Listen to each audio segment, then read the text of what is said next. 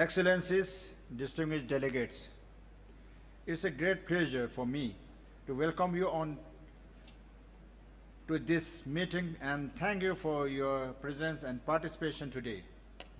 I'm pleased that so many of you have been able to join us for this high-level session, and I look forward to hearing your views on the crucial issues we have gathered to examine today. I now open the floor for statements. Before calling upon the first speaker on my list, I would like to remind you of the time limit of 10 minutes for all intervention during these sessions. I have the honor to give the floor to His Excellency Mr. Eric Grigorian, Minister of Environment, Armenia, on behalf of the Regional Implementation Annex for Central and Eastern Europe, Annex 5.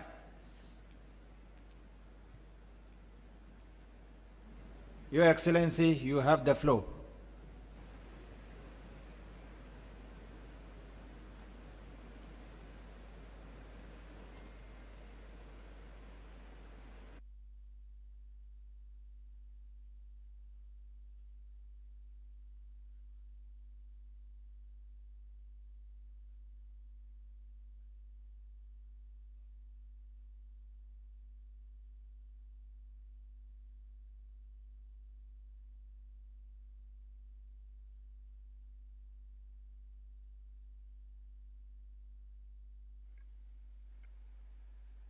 Okay, thank you very much. Mr. President, I would like to thank the Government of India for hosting COP14 in New Delhi. I would like to congratulate the government with important leadership role as the President of 14th session of COP, and also congratulate new members of Bureau and express full confidence in our group experience and efficiency. The region of Central and Eastern Europe is making steady progress in elimination of extreme poverty and fostering stronger economic growth. We are at the critical moment and we have to move towards an energy and resource efficient economy when economic growth will not compromise environment and social security. Countries of Central and Eastern Europe welcome the spirit of COP14, which is investing in land and unlocking opportunities. We believe that resources we spend on land rehabilitation should be considered as a long-term investment which would help ensure that growth is planet-friendly and create new industries and jobs. The countries of Annex 5 are not isolated from the global environment challenges such as climate change, land degradation, and drought. We welcome COP14 agenda, in particular on drought, land tenure, and further integration of SDG Target 15 in the implementation of the Convention and building synergic partnerships. We strongly believe that SDG Goal 15 can help to accelerate the implementation of all other sustainable development goals. As we are embarking at the last decade to achieve SDG 2030 goals, we call upon the Rio Conventions, UN agencies, and international organizations to make efforts to join programming.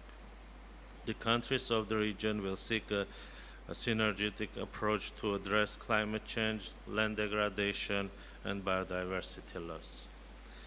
That vision will only be realized if strong partnerships are built and sustained. Last but not least, Mr. President, I would like to talk about young people. For our region, with the growing young generation, it is absolutely important to incorporate the youth's perspective and actions in addressing DLDD, poverty, and climate change. Therefore, we welcome the organization of UNCCD Desertification Youth Forum and hope that this platform will be held on a regular basis. Mr. President, we hope to have a productive and result-oriented COP14, and with these words, once again, I thank you.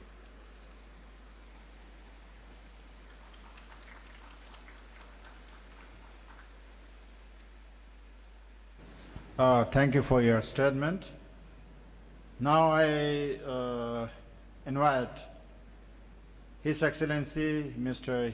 Yeshe Penjo, Ministry of Agriculture and Forest, Bhutan, to make the statement.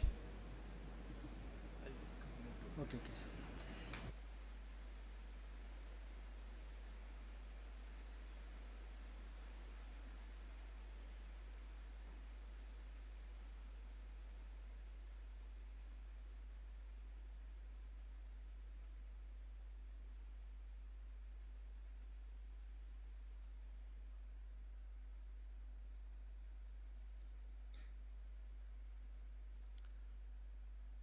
Excellencies, distinguished delegates, ladies and gentlemen.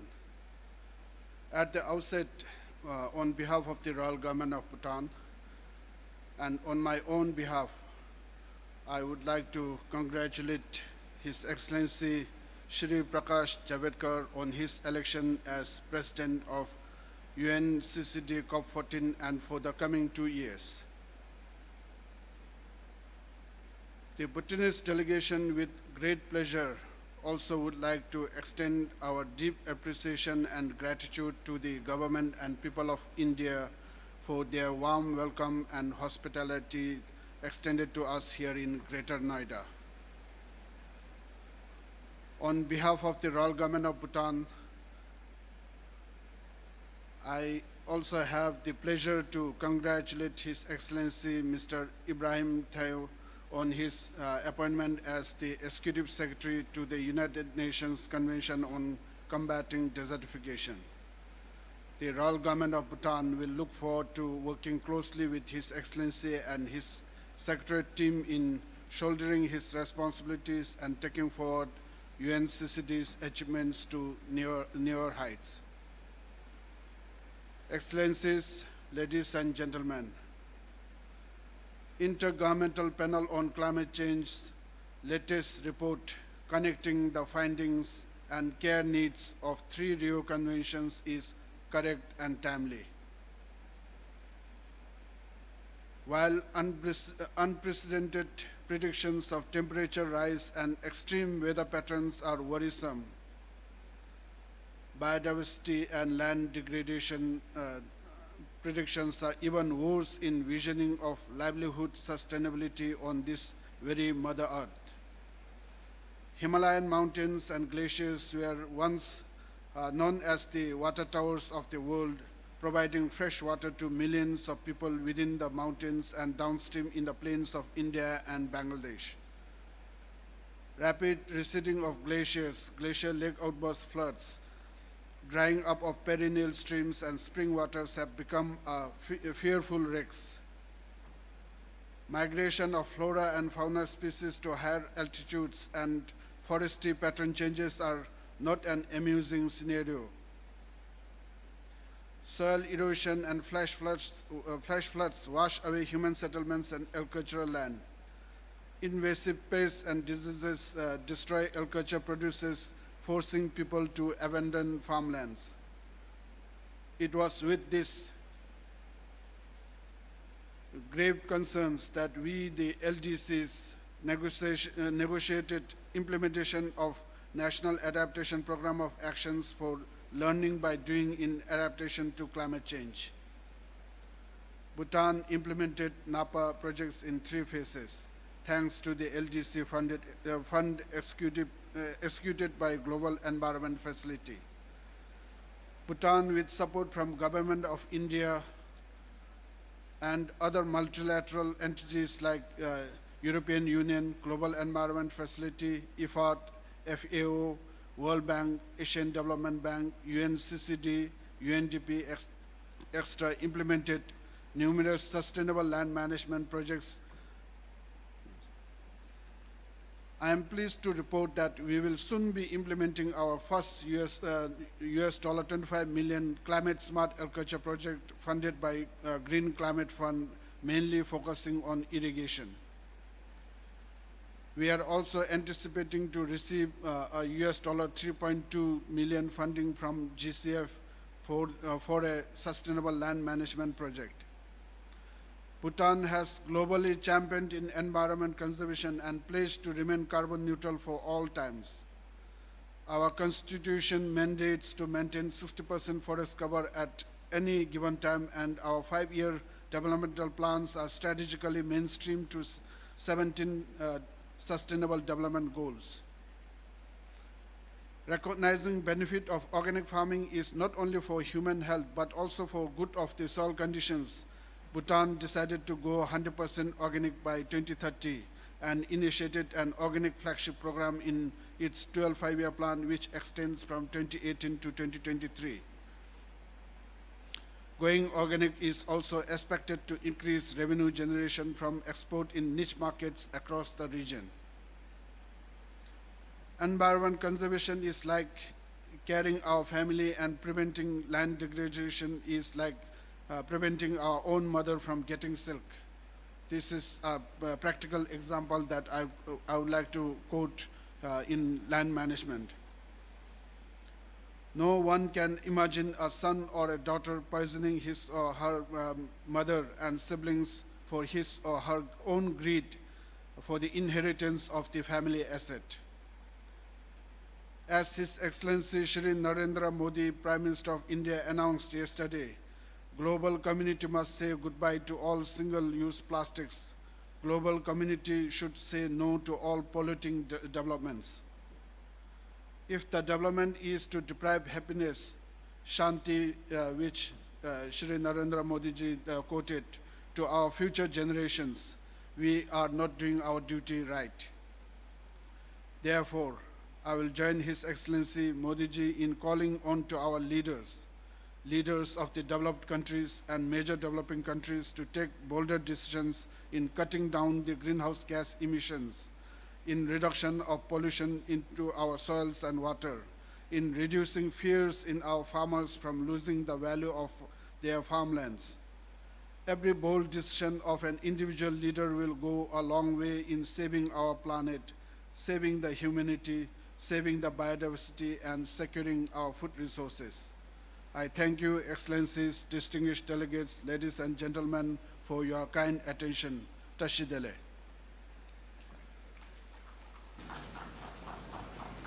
Thank you, Excellency, for your statement. Now I'd like to invite and give the floor to His Excellency Mr. Wallace Kosgaur, Minister of Environment and Energy and Climate Change from Seychelles. His Excellency, you have the floor.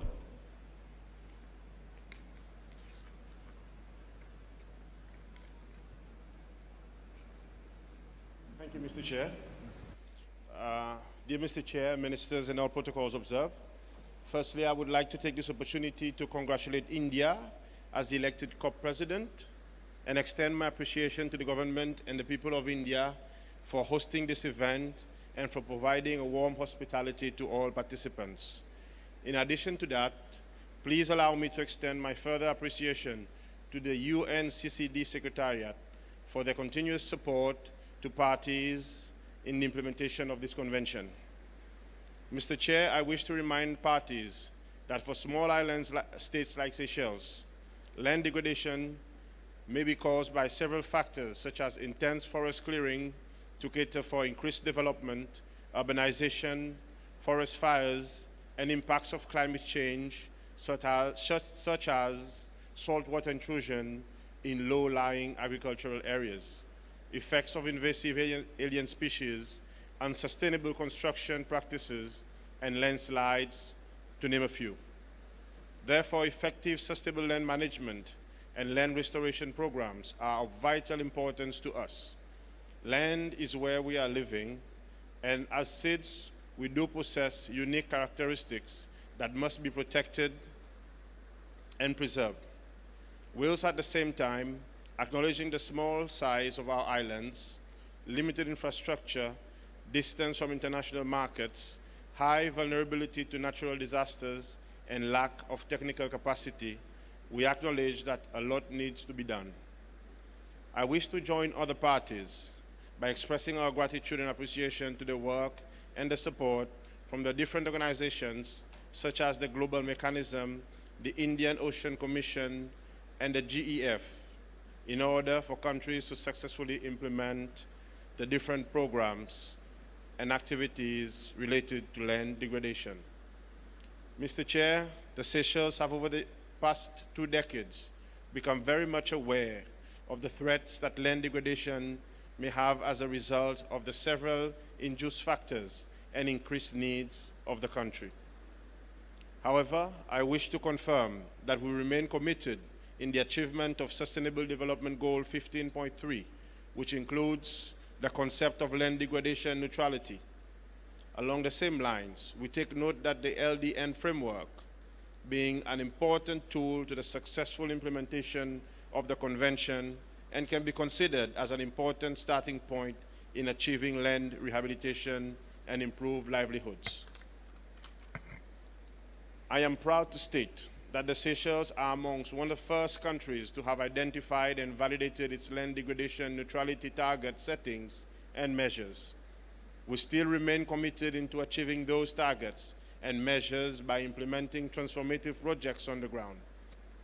Along the same line, I wish to state that in addition to the targets and measures, we are also guided by several strategies and action plans.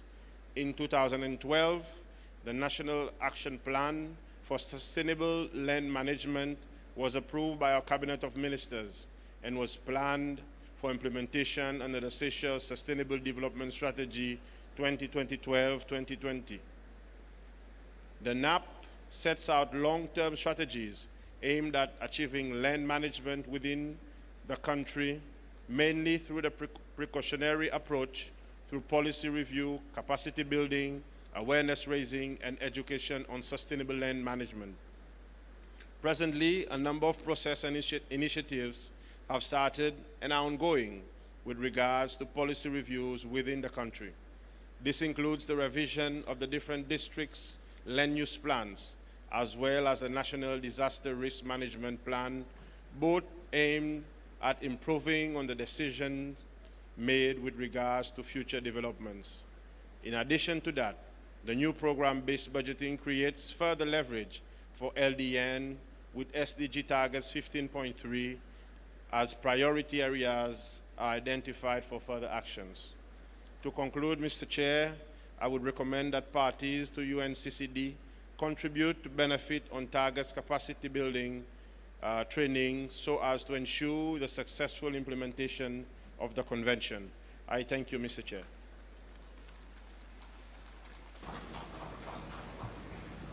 Thank you, Your Excellency, for the statement. Now I invite His Excellency Mr. Dio Gayet Rurema, Minister of Environment, Agriculture and Livestock from Burundi. Your Excellency, you have the floor.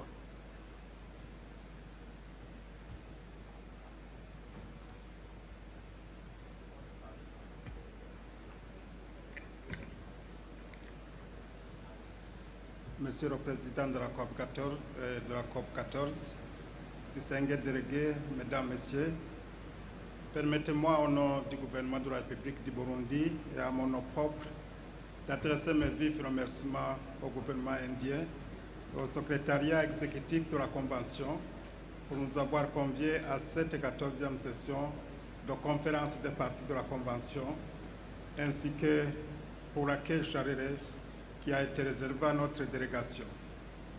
Je félicite vivement M. Ibrahim, notre nouveau secrétaire exécutif, pour sa nomination à la tête de la Convention et pour toutes les réformes qu'il est en train d'entreprendre pour renforcer le rôle de la Convention dans le contexte du développement durable. C'est donc avec un plaisir que je m'adresse à vous aujourd'hui à cette occasion importante autour d'un objectif commun, inverser la dégradation des sols et ses résultats tout en accélérant des réalisations positives pour les peuples et pour les écosystèmes afin de réaliser des objectifs de développement durable. Ce thème nous interpelle nous tous ici présents, car la gestion des sols est intimement liée aux interactions complexes de l'environnement et de la majorité des ODD qui se résument autour de deux résultats essentiels que sont l'amélioration de la sécurité alimentaire et de la pauvreté de nos peuples dans des conditions écologiquement saines et durables. Car au Burundi a souscrit Objectifs du développement durable en 2015. Il avait constaté et était conscient que la dégradation des terres est une réalité nationale. En effet, il accusait une perte annuelle de 148 tonnes par hectare de la terre arable et les projections scientifiques montraient que si rien n'est fait, notre pays perdrait dans une trentaine d'années plus tard la part importante de ces terres arables. Notre pays ne pouvait donc pas se permettre de rester dans l'inaction qui coûterait cher à la population. Excellences, Mesdames, Messieurs, le Burundi fait partie des pays qui ont bénéficié du soutien de la Convention des Nations Unies sur la lutte contre la désertification en matière de la définition des cibles, de neutralisation, de dégradation des sols, et cela a permis d'identifier les terres dégradées à réhabiliter.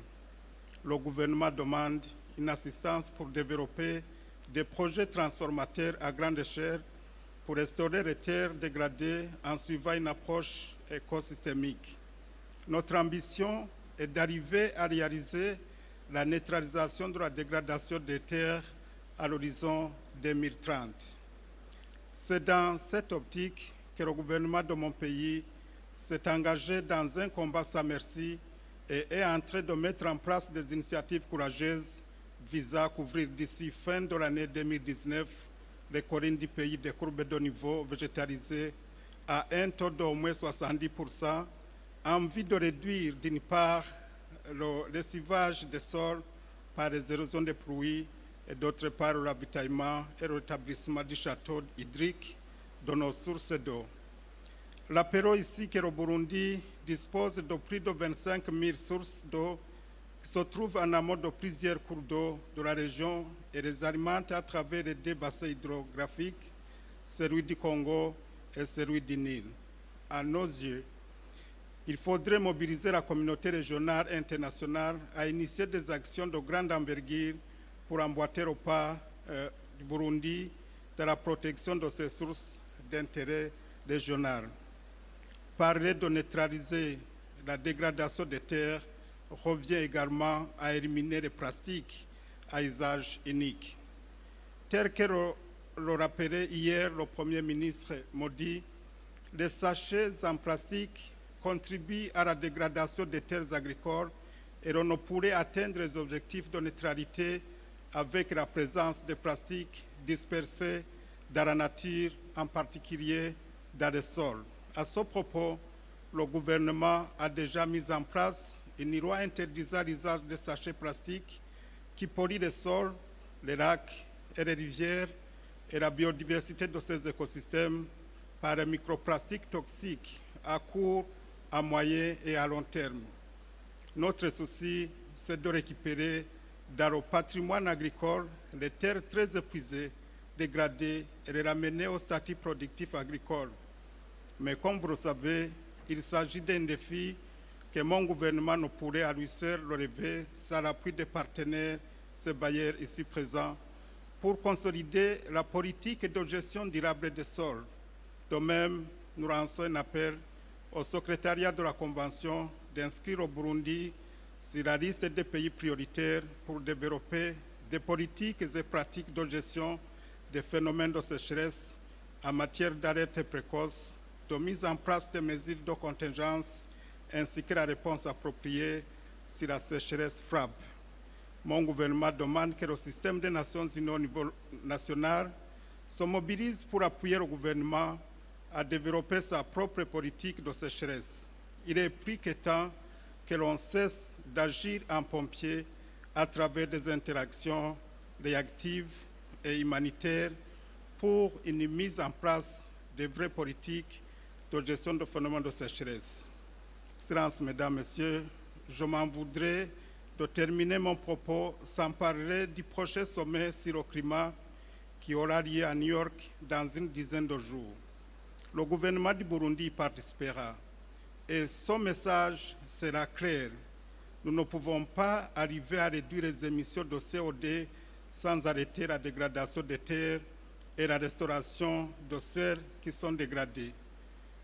Nous ne pouvons pas non plus empêcher les effets du changement climatique, mais nous pouvons les atténuer. C'est dans cette optique que depuis 2016, la population burundaise est mobilisée autour d'un programme national de reboisement qui s'étend sur 7 ans et qui connaît une adhésion massive avec comme résultat environ 55 millions d'arbres plantés à chaque campagne sylvicole. C'est une grande contribution à augmenter la capacité de séquestration de carbone et remettre ce dernier dans son sirop naturel qu'est le sol. Une fois dans le sol, le carbone sert de fertilisant alors que dans l'air, il sert de polluant. Nos activités de reboisement constituent donc notre façon d'offrir une solution alternative de réduction de gaz à effet de serre. Ainsi, le Burundi mérite d'être considéré et soutenu favorablement au marché de carbone. Il en est de même de la question de l'énergie. Tout le narratif sur le changement climatique s'est construit sur la question énergétique, surtout en termes d'émissions.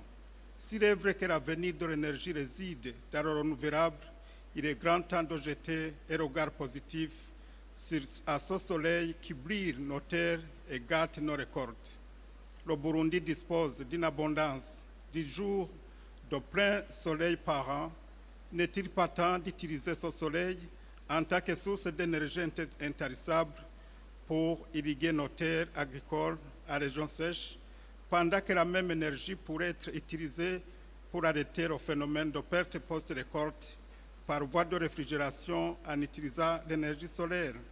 La même énergie pourrait être utilisée pour arrêter les coupes de bois de chauffe qui contribuent à la déforestation. En conclusion, la restauration des terres dégradées a le vent en poupe. Elle permettra de sortir de la pauvreté des populations affectées. Elle les sortira du piège de la faim. Pendant que mon pays fait de la gestion durable des terres et de la réhabilitation des terres dégradées une priorité, j'en appelle à nos partenaires de nous accompagner dans cette politique, une politique qui permettra d'accélérer l'atteinte des objectifs du développement durable. Si le Burundi gagne, sauterait, la planète gagne et le monde gagne. Je vous remercie.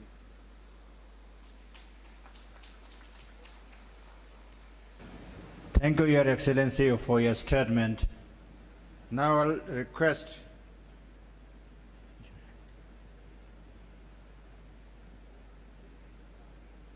His Excellency Mr. Danish Musuku Wachinga, Ministry of Water Development, Sanitation and Environmental Protection from Zambia, to make the statement. Your Excellency, you have the floor.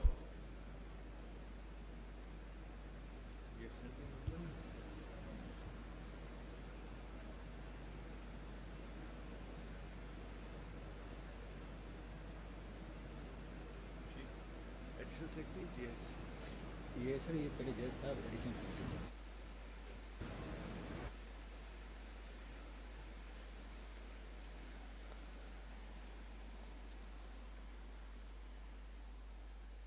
Mr. President, distinguished delegates, first of all, let me follow the previous speakers in thanking the Indian government in successfully hosting COP14. Mr. President, Zambia as a sovereign state has a development agenda encasing Vision 2030, which is being implemented through a series of national development plans, and currently we are implementing the Stability National Development Plan. Mr. President, this plan is anchored on a number of development objectives which are all grouped around specific pillars such as human development and economic diversification. Having these development objectives to be achieved successfully requires sustainable use of land and land resources. Therefore, issues of desertification, land degradation, and drought play important roles in our planning for the development of the country. Mr. President, given the growing population in the country and the government's continued commitment to improve investment climate in agriculture in order to satisfy the increased demand for food and other necessities, this has led to increased degradation through large-scale clearance of land. Droughts have negative impacts on the grazing land, resulting in reduced livestock productivity, social and economic losses, as well as poor health among communities. This also has triggered resettlement of people from areas which are frequently hit by droughts. Furthermore, droughts have resulted in serious energy deficits and has also affected the availability of water for people and wildlife. This, in turn, has affected tourism and the provision of sanitation services for the people. The potential for the breach of peace, including human-wildlife conflicts, cannot be underestimated. Some national assessments, Mr. President, have shown that the area under wetlands is reducing mainly due to siltation and reduced water input, as well as the retention posing danger to wildlife endemic to some of these wetland areas. Mr. President, the issue of land degradation continues to be a challenge for us. Let me make my conclusion by referring to the various positions which have been taken by the African group, essentially on the issue regarding the financial commitments from the developed countries' parties. Zambia advocates for the synergies among the Rio Conventions and is saying that these areas must be supported. Zambia also is committed to the idea that the commitments which have been made by developed countries should be honored, and is also committed to the enforcement of these agreements. Mr. President, Zambia as a country, we are committed to the implementation of the tenets of the convention, and we have demonstrated this commitment efforts by the land degradation neutrality efforts we have been making. In addition, Mr. President, we intend to continue pursuing the LND targets as part of the national development agenda. Mr. President, the issue of land degradation is an area where we have found that we need to work with the international community, particularly COP14, in ensuring that our development objectives are achieved. We would like to reiterate once again that Zambia will continue to work with the international community on these issues. I would like to ensure that our commitment are being translated in the number of policies, plans and programs and strategies which we are implementing to combat DLDD. Additionally, the government, in conjunction with the Convention, has been working hard to implement initiatives, plans and programs, and strategies such as the NAP on combating desertification 2000, the National Drought Plan of 2018, the National LOND targets, and nationally determined contributions that have improved water resource management programs. Government is also planning major initiatives such as the interbasin backwater transfer, water harvesting, and scaling up water harvesting and conservation measures as a way of combating drought. So, Mr. President, we would like to thank COP14 once again, as well as the government of India for allowing us to present and highlight some of our activities that we are implementing in Zambia in conjunction with the international community, in particular COP14. Thank you. Thank you, Excellency, for your statement. Now I'd like to invite His Excellency Mr. Joseph Duthie, Minister of Environment from Haiti, to make the statement. His Excellency, you have the floor.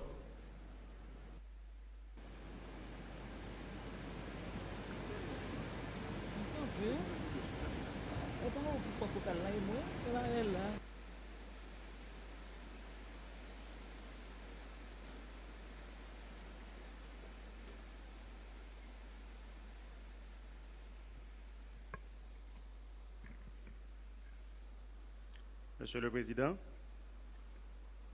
Monsieur le Secrétaire exécutif, Mesdames, Messieurs, chefs de délégation, distingués membres des délégations, Mesdames, Messieurs, représentants des partenaires techniques et financiers, j'ai l'honneur d'exprimer toute ma gratitude au nom du peuple haïtien et au nom de mon gouvernement, à l'endroit du peuple et du gouvernement de la République de l'Inde pour l'accueil chaleureux et l'hospitalité reçue, ainsi qu'au secrétariat de la Convention pour ses inlassables efforts en vue de faire de la COP14 une véritable réussite. Mes remerciements vont aussi vers les partenaires techniques et financiers qui, de manière inconditionnelle, appuient la mise en œuvre des actions adressant la problématique de la dégradation des terres et de la sécheresse, consultant un frein au développement de la plupart des pays parties de la Convention, dont Haïti. Mesdames, Messieurs, la lutte contre la dégradation des terres en Haïti fait partie des priorités de mon gouvernement. En témoignent les différentes initiatives en train d'être implémentées. Cette lutte s'inscrit, entre autres, dans une dynamique de concrétisation des ODD 13.15. Également, elle s'harmonise avec l'un des piliers du plan stratégique pour le développement du pays. En Haïti, la dégradation des terres doit être cernée au travers d'un prisme combinant différents aspects, dont, premièrement, la problématique foncière constitue un handicap majeur pour les travaux de restauration et de conservation des sols. En effet, plus d'1 million d'exploitants agricoles connaissent une faible sécurité foncière qui porte préjudice à toute initiative d'aménagement durable de cette ressource indispensable. En conséquence, la gestion durable des terres ne représente qu'un souci secondaire. Deuxièmement, une gouvernance caractérisée notamment par une certaine précarité séculaire, une faiblesse dans la protection des terroirs agricoles. Le gouvernement auquel j'appartiens, sous le leadership de mon président, son Excellence Jovenel Moïse, est bien conscient de cette situation et en conséquence l'insère dans ses priorités d'action de manière que les sols haïtiens récupèrent au fur et à mesure leurs caractéristiques nourricières. Troisièmement, la dégradation des terres résultant entre autres de l'occurrence des passages d'ouragans majeurs entraîne des déplacés spectaculaires et des crises socio-économiques aiguës. En témoigne le déplacement forcé de 175 000 personnes lors du passage du cyclone Matthew en 2016.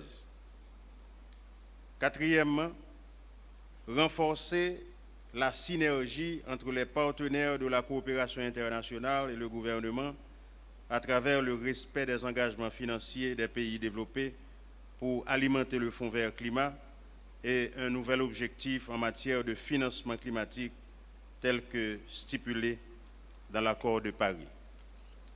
Concrètement, les efforts pour la restauration des terres pour l'État haïtien marchent de pair avec ceux de l'éradication de la pauvreté et la lutte contre les effets néfastes des changements climatiques.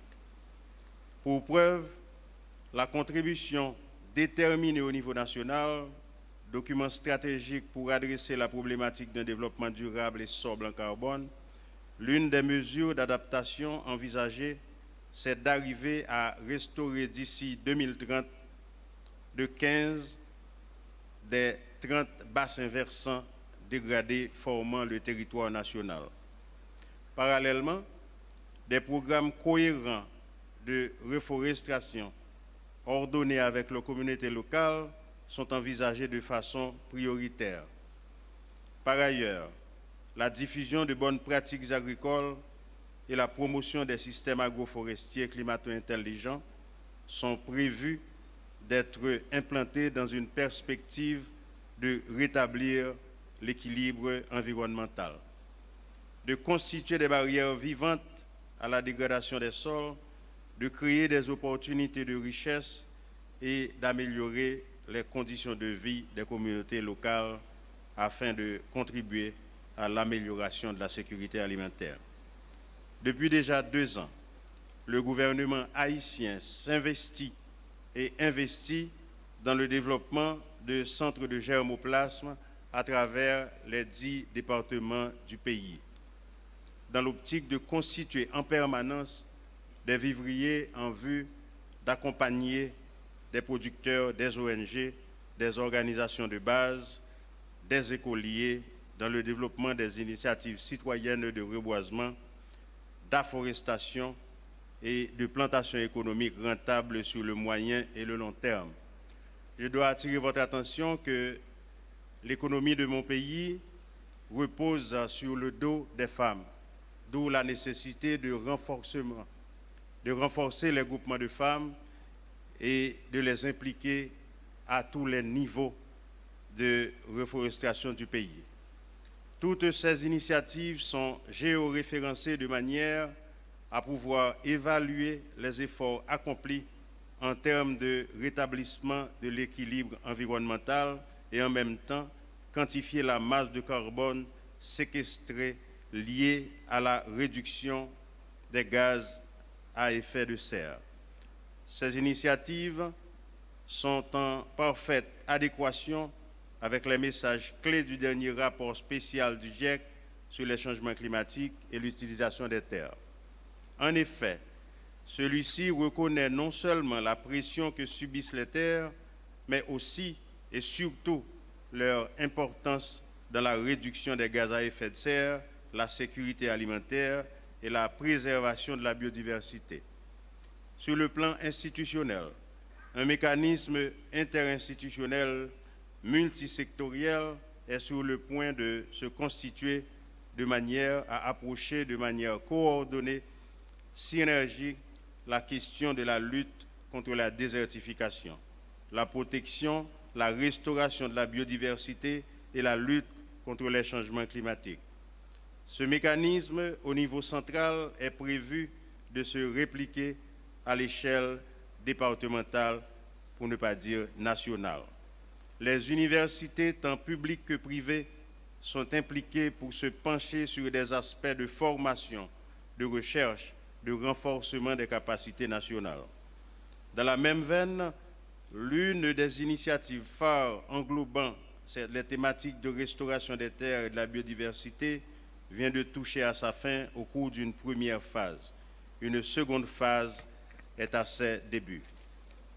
Au niveau de la plus grande aire protégée du pays, le parc Makaya, déclaré par l'UNESCO depuis l'année 2016, réserve de la biosphère. Ce parc bénéficie d'un cofinancement de la BID, de la Norvège et du GEF. Aussi, nous avons aussi ajouté la contrepartie nationale dans le paiement des gardes forestiers et dans le renforcement des capacités de ces populations. De nombreuses initiatives portant sur la gestion conservatoire de l'eau et de la fertilité des sols au niveau des 10 départements du pays, soutenues par des agences internationales accompagnatrices de développement, ne sont pas négligeables. Et nous profitons de ce podium pour les remercier de leur accompagnement. Mesdames, Messieurs, il ne reste néanmoins fondamental que les efforts d'Haïti bénéficient davantage de l'appui de la communauté internationale en raison même des méfaits climatiques qu'elle subit de manière récurrente, alors qu'Haïti n'a vraiment rien à voir avec les changements climatiques. L'État haïtien, au lieu d'investir dans des initiatives de développement durable et celles encore plus conséquentes de restauration des terres, se voit souvent obligé de penser à chaque fois des déchirures écologiques se traduisant par la perte massive des sols, la déperdition des ressources forestières, garant de l'intensification de différents services écosystémiques. Espérant que la COP14 contribue davantage aux différents pas pertinents déjà franchis dans la lutte contre la désertification et la sécheresse au profit des différentes communautés affectées. Je vous remercie. Thank you, Excellency, for your statement. Now I request and His Excellency Mr. Batio Nestor Basiri, Ministry of Environment, Green Economy and Climate Change from Burkina Faso. Your Excellency, you have the floor.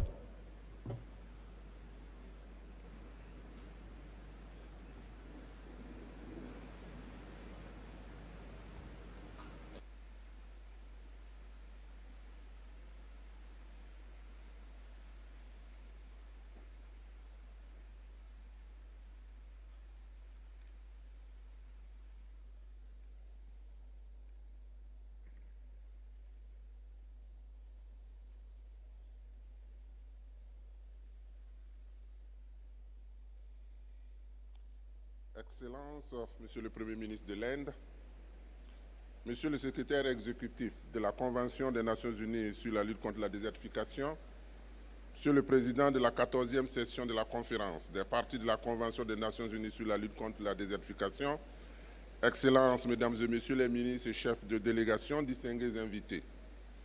C'est avec une fierté légitime que je prends la parole au nom de son Excellence, Monsieur Rochmar Christian Kaboré, président du FASO, pour vous livrer ce message. Mais tout d'abord, permettez-moi de transmettre toutes ces amitiés et chaleureuses salutations du gouvernement et au vaillant peuple indien et par la même occasion d'exprimer la reconnaissance du Burkina Faso pour l'accueil chaleureux dont a bénéficié sa délégation. Monsieur le secrétaire exécutif, le président du FASO me charge également de vous présenter ses excuses pour n'avoir pu honorer votre invitation personnelle à participer au présent segment de haut niveau de la 14e session de la conférence des parties sur la Convention des Nations Unies de lutte contre la désertification. Il me charge donc de vous adresser ces vives félicitations et encouragements pour votre nomination au poste de secrétaire exécutif de la Convention des Nations Unies sur la lutte contre la désertification.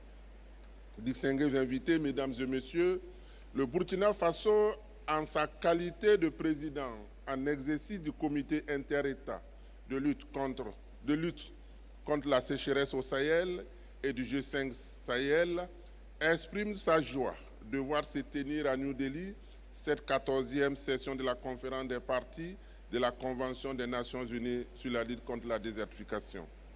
Nous sommes à une époque qualifiée de cruciale pour l'avenir de notre planète du fait des conséquences socio-économiques et écologiques de la désertification. La désertification affecte aujourd'hui les moyens d'existence de plus de 3,5 milliards de personnes, notamment dans le continent africain. Sur le plan écologique, les scientifiques parlent de points de basculement au point critique pour certains écosystèmes, signifiant ainsi que ces écosystèmes ont atteint un stade de dégradation qui n'offre plus de possibilités pour un retour à un état de fonctionnement normal.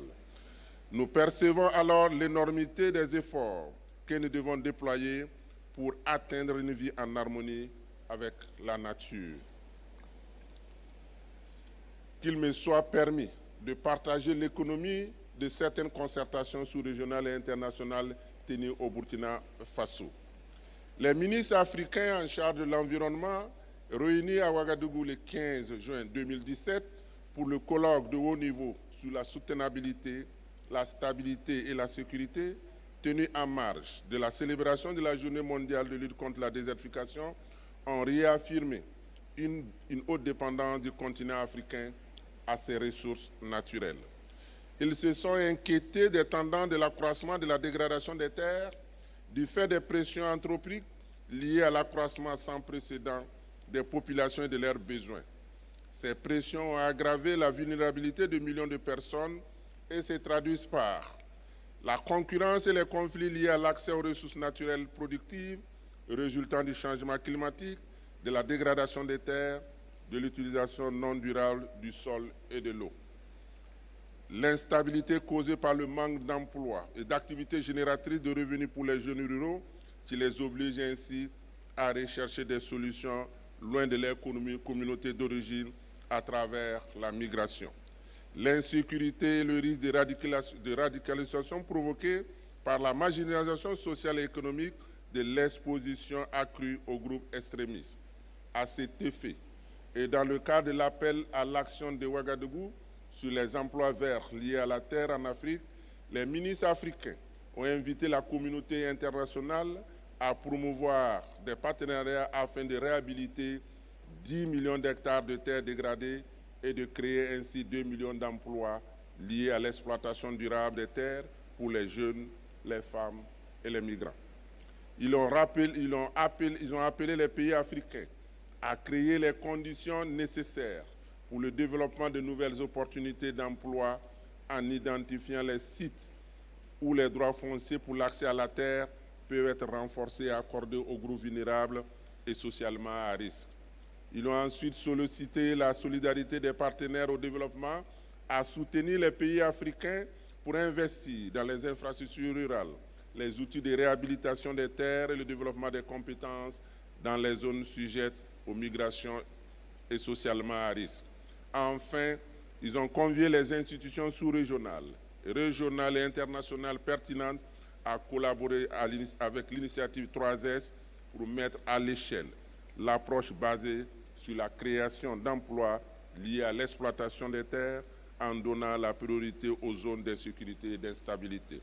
Distingués invités, mesdames et messieurs, dans cette même perspective et sous l'égide de l'Union africaine, le dialogue politique de haut niveau sur la migration, la dégradation des terres et le développement durable dans les pays du G5 Sahel, tenu les 25 et 26 juillet 2019 à Ouagadougou, a formulé 8 engagements, dont, entre autres, la mise en place d'un mécanisme de coordination des initiatives en lien avec la migration environnementale et la gestion durable des terres agro-silvopastorales dans l'espace G5 Sahel, l'accélération de la mise à l'échelle des mesures de gestion durable des terres et des emplois verts pour l'atteinte des cibles de la neutralité en matière de dégradation des terres dans les pays du G5 Sahel. Distingués invités, mesdames et messieurs, les acteurs de la société civile jouent un rôle très important dans cette lutte commune pour inverser les tendances de dégradation des terres. C'est pourquoi Je vous invite à prendre en considération la déclaration de la société civile internationale issue de leur 4e sommet international Desertification Action tenu à Ouagadougou du 19 au 25 juin 2019 sous le thème Terre, biodiversité et climat. Au regard de la pertinence des résultats de toutes les concertations suscitées, nous vous serions gré à l'intention que vous les accordiez pour l'adoption de décisions conséquentes en vue de la mobilisation d'investissements appropriés pour les mises en œuvre dans le cadre de la réalisation de la neutralité en matière de dégradation des terres. Ce n'est qu'à ces prix, mesdames et messieurs, que nous construisons durablement notre avenir de dignité humaine et d'opportunités de création d'emplois verts décents pour la réduction de la faim et de la pauvreté et la résilience de nos écosystèmes, de nos communautés au changement climatique. Je vous remercie.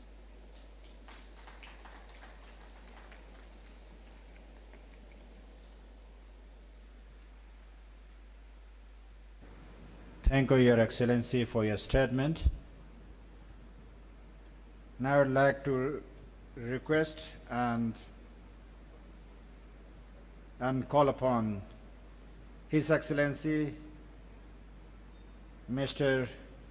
Shahab Uddin, Minister of Environment and Forest, Climate Change from Bangladesh. Your Excellency, you have the floor.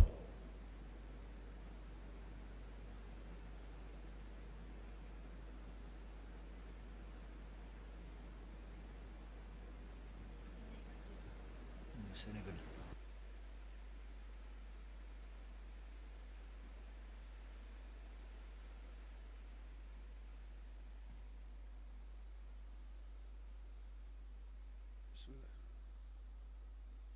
Honorable Chair, Excellencies, distinguished guests, ladies and gentlemen, very good morning to you all. I am delighted and honored to be here at the UNCCDCOP14. I am happy to share my thoughts with you. At the outset, I would like to express my deep gratitude to the government and people of India for hosting UNCCD COP14 and extending very warm hospitality to us. Also, I would like to express my heartfelt thanks and sincere appreciation to the Secretariat of the UNCCD for organizing this august gathering and inviting us to this great event.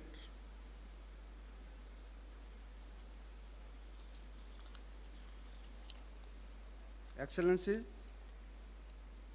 distinguished ladies and gentlemen, Bangladesh is one of the most populous countries with 14.48 million hectare land area, having a population size of 162.7 million, which is projected to grow to 202 million by 2050. The total agricultural land of the country is 8.5 million hectare, and the per capita agricultural land at present is 0.06 hectare. We are losing around 69,000 hectare land every year, and it poses a serious challenge for Bangladesh to ensure the food security for an increasing population from a diminishing land area. However, over the last few years, we have attained self-sufficiency in food security by increasing the food production manifold.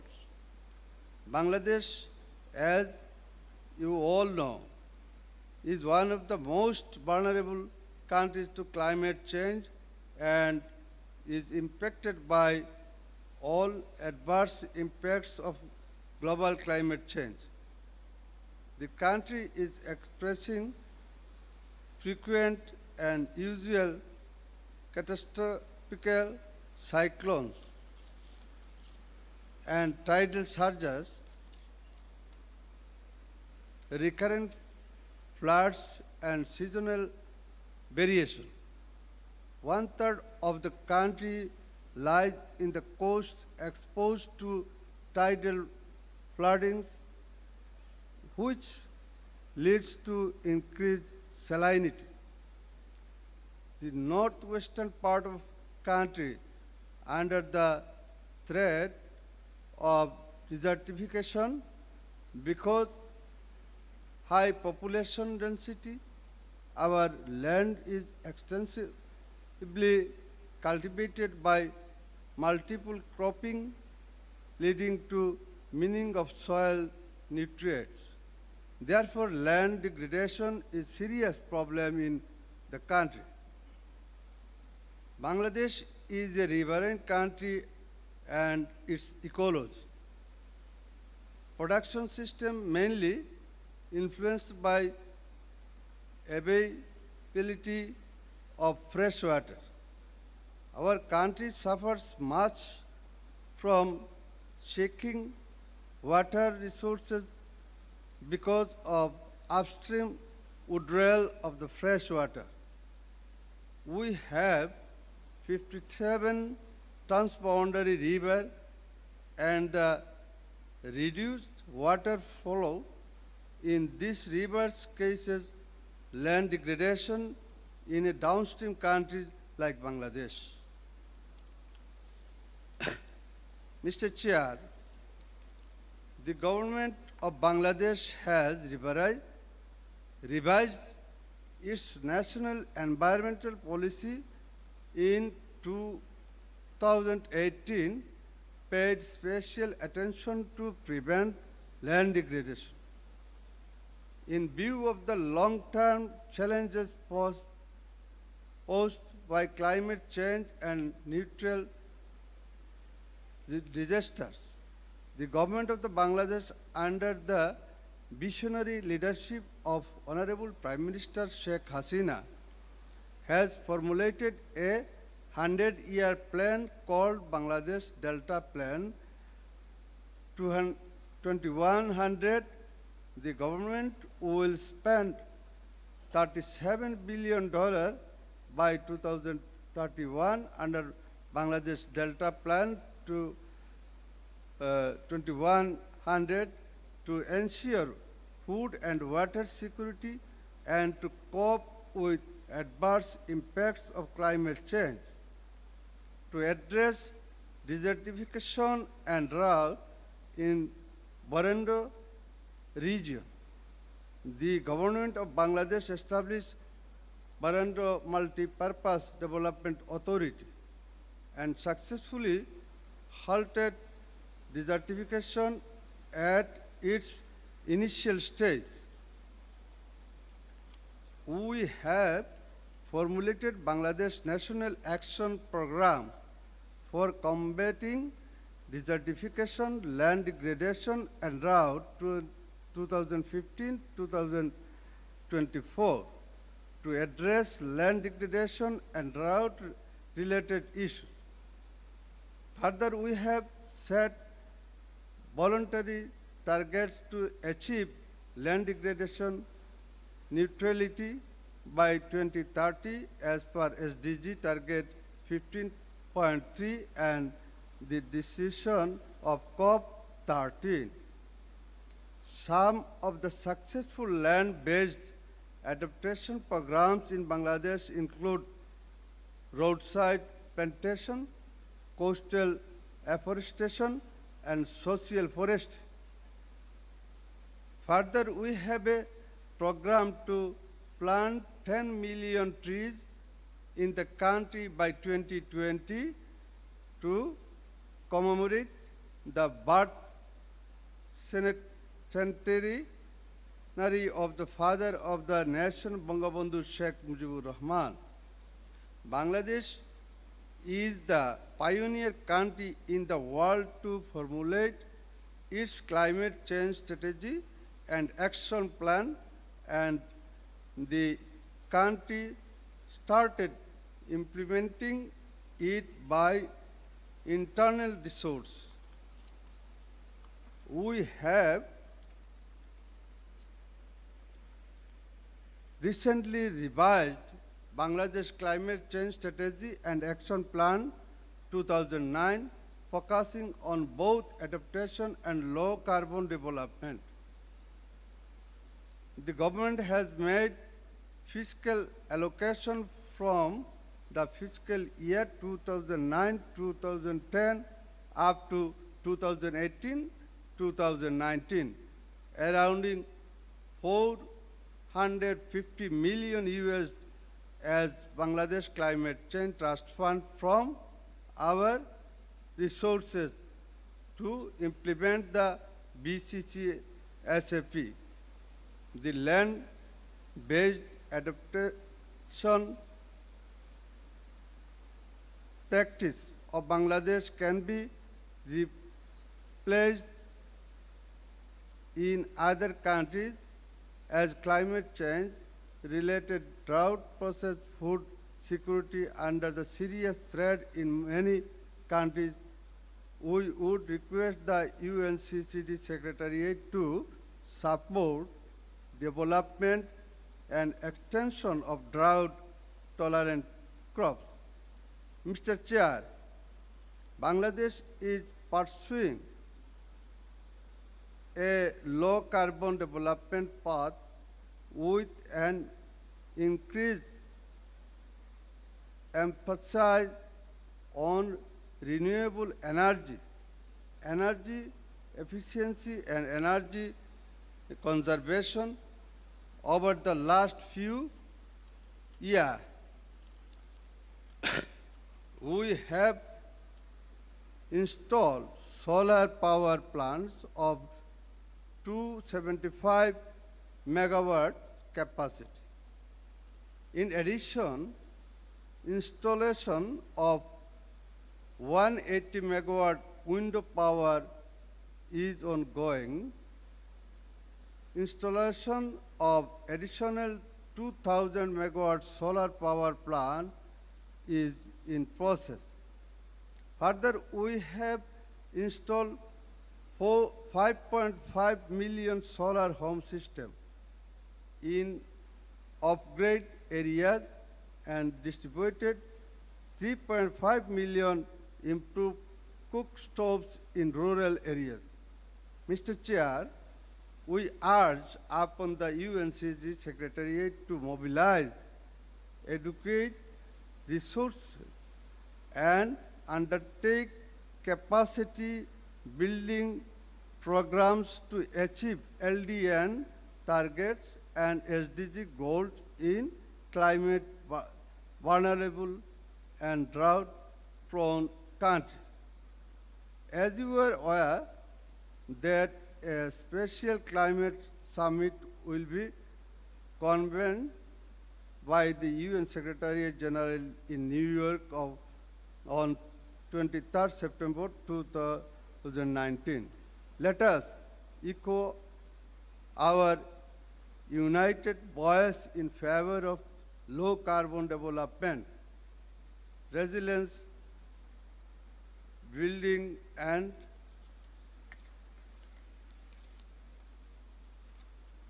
ecosystem restoration through addressing desertification, land degradation, and drought. I do hope every success of the UNCCD COP14 to protect Mother Earth from all sorts of environment degradation. Thank you very much, your participants, to hearing. Thank you.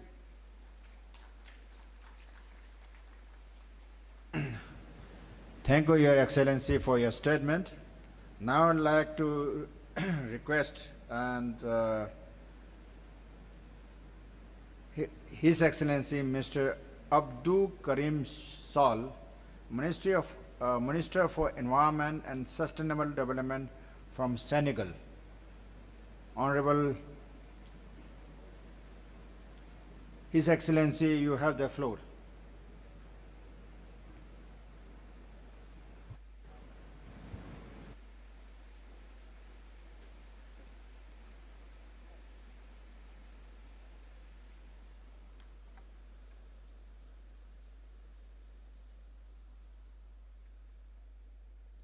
Excellences, Monsieur le Premier ministre de l'Inde,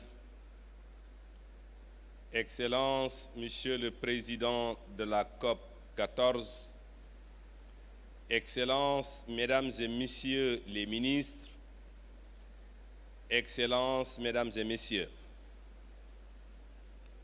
je voudrais, à l'entame de mon propos, exprimer au nom de son Excellence M. Macky Sall, Président de la République du Sénégal, ma profonde gratitude à l'endroit du gouvernement et du peuple indien pour la parfaite organisation de cette 14e conférence des partis et pour l'accueil chaleureux qui nous a été réservé. Excellences, Mesdames et Messieurs, les pressions anthropiques et celles découlant des changements climatiques deviennent de plus en plus exacerbées malgré les efforts que nous déployons depuis près d'un quart de siècle. Les prévisions les plus optimistes font état d'une perte de productivité des terres partout dans le monde, particulièrement en Afrique d'ici 2030. Cette situation affecte les capacités productives ainsi que la réduction des services rendus par les écosystèmes. Elle impacte sérieusement la sécurité alimentaire, la santé et occasionne la migration ou la radicalisation des populations dans les régions sujettes à ce phénomène. Ainsi, la dégradation des terres constitue l'un des défis planétaires majeurs pour le développement durable. Excellences, Mesdames et Messieurs, nous devons donner le maximum de nous-mêmes pour inverser la tendance actuelle telle qu'indiquée par le récent rapport du groupe intergouvernemental d'experts sur le climat. C'est pourquoi le thème de cette conférence sur investir dans les terres, développer des opportunités trouve toute sa pertinence en termes d'orientation pour la mise en œuvre de nos engagements en matière de neutralité de la dégradation des terres. Dans cette dynamique, nous adhérons aux déclarations faites au nom du groupe 77, plus la Chine et du groupe Afrique. Par ailleurs, le Sénégal appuie vivement la déclaration de New Delhi et encourage vivement son adoption et sa mise en œuvre. Je voudrais ici et maintenant saluer tous les efforts consentis par la communauté internationale, la société civile et le secteur privé sous l'impulsion du secrétariat pour l'atteinte des objectifs de la Convention. Excellences, Mesdames et Messieurs, à ce stade de mon propos, il me revient d'adresser mes sincères remerciements à Madame Monique Barbu, secrétaire exécutive sortante, pour son engagement remarquable et le dynamisme qu'elle a su insuffler à la Convention. Par la même occasion, j'adresse mes félicitations et mes vifs encouragements à M. Ibrahima Thiaw pour sa nomination par le secrétaire général des Nations Unies au poste de secrétaire exécutif de la Convention. Nous lui souhaitons plein succès. Excellences, Mesdames et Messieurs, l'acuité des questions de dégradation des terres, leur interrelation avec les changements climatiques prouve qu'il y a nécessité à conduire des stratégies concertées et opérationnelles en vue de juguler ce phénomène. Il urge donc de réfléchir à la mise en échelle des interventions et à l'instauration de plateformes orientées vers la mobilisation de technologies et de financements innovants, notamment dans le cadre de partenariats publics-privés.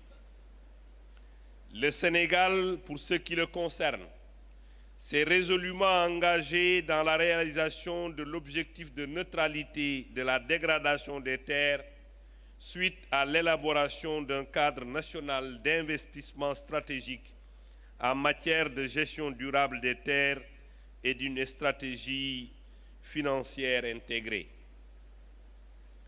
L'option fondamentale est de parvenir à asseoir une gouvernance verte, c'est-à-dire une gouvernance articulée autour de politiques économiques et sociales équilibrées, adossées à des technologies et des modes de production écologiquement rationnels.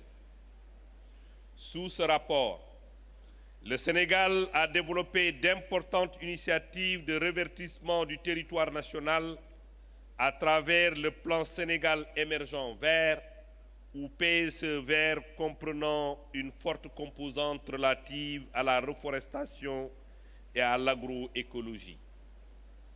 Excellences, Mesdames et Messieurs, la régénération transformative des terres exige que l'on prenne davantage en compte les facteurs liés au régime foncier, aux questions culturelles et de genre. L'écosystème terrestre a besoin d'une volonté commune et d'engagement pour garantir les bases de durabilité et de survie de nombreuses communautés. Nous devons, à travers notre credo, développer une solidarité agissante pour ne laisser personne pour compte et contribuer ainsi à la réalisation des objectifs de développement durable que nous appelons de tous nos vœux. Je vous remercie de votre aimable attention.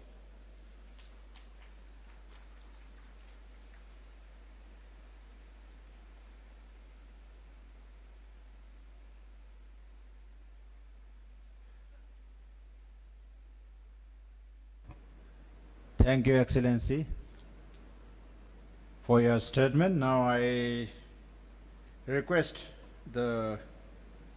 His Excellency Mr. Thierry Kamach, Ministry of Environment and Sustainable Development from Central African Republic. Your Excellency, you have the floor.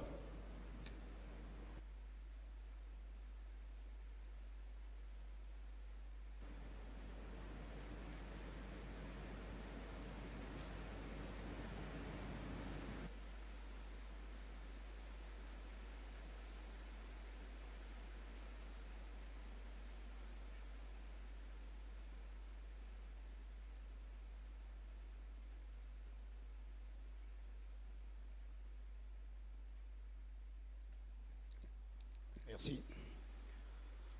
Monsieur le Président de la 14e conférence des parties sur la Convention des Nations Unies sur la lutte contre la désertification, Mesdames et Messieurs les ministres, chers collègues, Mesdames et Messieurs les secrétaires exécutifs des conventions de Rio, distingués invités, Mesdames et Messieurs, la 14e session de la conférence des parties, la 18e session du comité chargé de l'examen de la mise en œuvre de la Convention, ainsi que la 14e session du comité de la science et de la technologie de la Convention des Nations Unies sur la lutte contre la désertification, offrent l'heureuse occasion aux délégations des pays, aux scientifiques, aux organisations non gouvernementales, aux communautés vulnérables et donc à l'humanité tout entière de discuter sur les questions de terre et de leur relation avec le climat, la terre, source potentielle de séquestration de carbone. Je voudrais d'abord m'acquitter d'un devoir, celui d'exprimer au nom du président de la République, chef de l'État, le professeur Archange Touadéra, nos profonds remerciements au gouvernement et au peuple indien, frères, pour l'hospitalité chaleureuse et l'excellente organisation de cette COP14. C'est donc pour moi un réel plaisir et un grand honneur de prendre la parole en cette circonstance solennelle. Mesdames et messieurs, la population centrafricaine dépend en grande partie de ses ressources naturelles, notamment l'agriculture, les forêts, les mines, etc. Ces ressources s'amenuisent au fil des années. Leur dégradation s'est amplifiée au courant des 10 dernières années suite aux pressions exercées sur ces ressources et au poids des effets pervers du changement climatique qui aggravent les tendances. Il convient de rappeler également à l'assistance que les ressources naturelles, mal gérées ou en voie de dégradation, sont les responsabilités écologiques, sociales et économiques et sont à l'origine des conflits, des migrations et d'instabilité sociétale. Aussi, le manque d'opportunités adéquates de travail pour les jeunes et autres groupes vulnérables est un facteur important de conflits et d'instabilité qu'il faut éradiquer à travers des engagements politiques de haut niveau qui permettront de mettre en œuvre des ambitions programmatiques qui faciliteront l'insertion socio-économique et la création d'emplois durables. C'est pourquoi il faut agir, mais agir vite pour inverser les tendances. Notre pays participe actuellement aux initiatives régionales, notamment l'initiative 3S, qui est l'affaire 100 du défi de Bonn. Ceci afin d'inverser les tendances et de s'inscrire résolument sur le chemin du développement économique, sobre en carbone et résilient au changement climatique. La République centrafricaine, à l'instar des autres pays africains, est aussi confrontée à des défis considérables. La dégradation des terres, la désertification et, entre autres, la sécheresse, et qui mettent en péril des vies. Donc il faut réduire la vulnérabilité et je suis convaincu que l'initiative 3S nous montrera que c'est possible. Distingués invités, mesdames et messieurs, mon pays dispose d'un potentiel important en ressources naturelles, notamment en terre. 15 millions d'hectares de terres arables, 16 millions d'hectares de terres de pâturage et plus de 5 millions de terres forestières, qu'il faut engager des actions de conservation, afin qu'elles puissent jouer pleinement leur rôle dans la séquestration du carbone et réduire les émissions des gaz à effet de serre. Pour rappel, et selon la 3e communication nationale sur le changement climatique, les écosystèmes diversifiés de la République centrafricaine sont des ressources potentielles de séquestration de carbone. Donc la promotion des techniques de gestion durable des terres, quand elles sont mises en œuvre, réduisent les émissions et sont rentables pour l'adaptation et l'atténuation au changement climatique. Elles permettront de renforcer donc les chaînes de valeur à tous les niveaux et de relier les petits producteurs de zones arides aux marchés locaux et internationaux lucratifs. Nous disposons également des sources potentielles en énergie renouvelable, hydroélectricité et solaire. Pour l'hydroélectrique, le pays dispose de 2000 MW, dont seulement 1% est valorisé. Selon la CDN de 2015, la promotion des aménagements hydroélectriques, s'ils étaient mis en place, pourrait à eux seuls contribuer à éviter plus de 5000 kilotonnes de CO2 par an des émissions de gaz à effet de serre.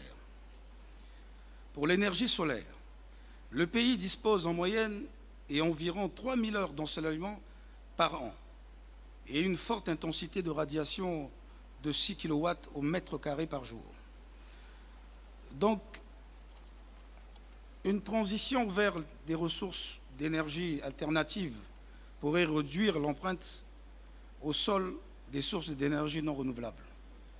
La transition pourrait réduire les pressions liées au changement climatique en réduisant les pressions sur les ressources ligneuses et atténuer les effets de la sécheresse. Enfin, les énergies renouvelables alternatives, par exemple l'énergie solaire, peuvent être plus respectueuses de la Terre. Ainsi, mesdames et messieurs, mon pays vient d'amorcer une nouvelle ère de son histoire à travers le cadre stratégique macroéconomique, le RCPCA, qui offre d'éventuelles opportunités de levier aux partenaires bilatéraux et multilatéraux, principaux fournisseurs de ressources, à accompagner les efforts du gouvernement dans la consolidation de la paix et du relèvement socio-économique pour une Centrafrique unie, prospère et bâtie sur une économie inextricablement liée aux ressources naturelles. Vous êtes sans ignorer que les crises récurrentes qu'a connues notre pays, enfin, mon pays, sont dues aux disputes autour de ce potentiel de ressources naturelles. Donc le gouvernement centrafricain, à travers le ministère en charge de l'environnement, met un accent particulier sur le partenariat stratégique en vue de mobiliser des financements nécessaires à la mise en œuvre des ambitions politiques de haut niveau du gouvernement au regard de la fébrilité de notre économie et de la dégradation des moyens de subsistance des communautés dépendantes de ces ressources. Distingués invités, mesdames et messieurs, je terminerai mon propos sans pour autant remercier les partenaires au développement, qu'ils soient bilatéraux ou multilatéraux, qui apportent des appuis multiformes aux efforts du gouvernement en vue de contribuer au relèvement économique et à la consolidation de la paix, ceci dans l'optique d'améliorer le climat des affaires en République centrafricaine. Mes profondes gratitudes vont également à l'endroit du secrétaire exécutif de la Convention des Nations Unies sur la lutte contre la désertification, M. Ibrahim Thiaw, et à tout son staff pour l'appui nécessaire apporté pour l'élaboration du 7e rapport national qui a permis à notre pays de connaître les zones hotspots et la proportion des terres dégradées au niveau national. À toutes les délégations des pays partis, aux autres conventions de Rio, afin de souscrire un consensus et de renforcer les synergies nécessaires autour de la question de la terre et de son lien avec le climat et de contribuer inlassablement à l'atteinte des objectifs de développement durable à l'horizon 2030. Je vous remercie.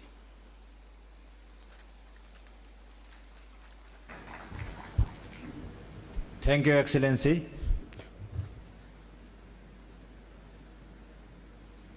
Now I request His Excellency, Her Excellency, Mrs. Ana Cristina Quiroz, Vice Minister of Agriculture and Livestock from Costa Rica. Her Excellency, you have the floor.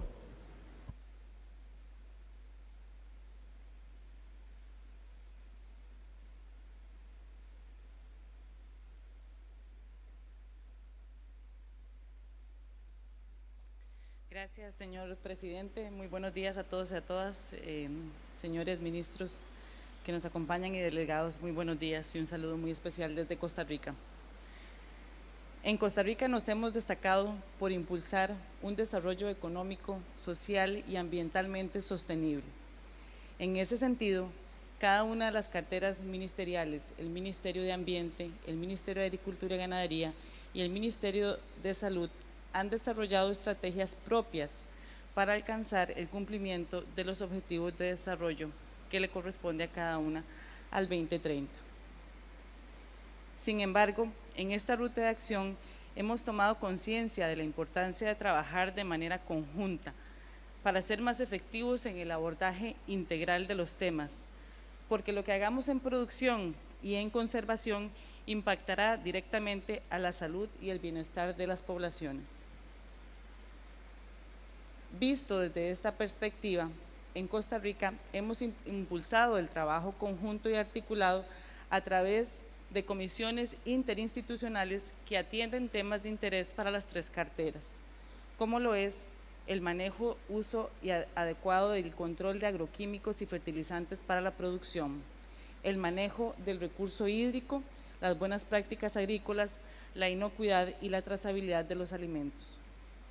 Fomentamos las cadenas agroalimentarias sostenibles que garanticen que lo que llegue a los consumidores sean alimentos de calidad que aporten a la nutrición y que sean un mecanismo para la prevención de enfermedades. Y la obesidad. Si los países invertimos más recursos en una producción ambientalmente sostenible e invertimos en estrategias para la protección de los recursos naturales, desde la conservación de los suelos, la biodiversidad y el manejo adecuado de las fuentes de agua, estaremos invirtiendo directamente en la prevención de la salud y ahorraríamos millones en la atención de enfermedades. La lucha contra la degradación de las tierras y la desertificación está en la agenda agroambiental que hemos priorizado en nuestro país, buscando la descarbonización de la economía y fomentando la recarbonización de los suelos. Los efectos del cambio climático global han incrementado enormemente la ocurrencia de sequías y lluvias de gran intensidad, elevando la vulnerabilidad de territorios continentales a sufrir procesos de degradación de suelos y tierras. En Costa Rica, con gran satisfacción debo anunciar que desde abril del 2017 se puso en marcha un decreto ejecutivo que tiene como objetivo alcanzar un trabajo integrado en toda la institucionalidad relacionada con los sectores ambiente, energía, mares y ordenamiento territorial, y del sector de desarrollo agropecuario y rural, para incluir los conceptos de neutralidad de la degradación de las tierras impulsados por esta convención y en cumplimiento de los objetivos de desarrollo sostenible.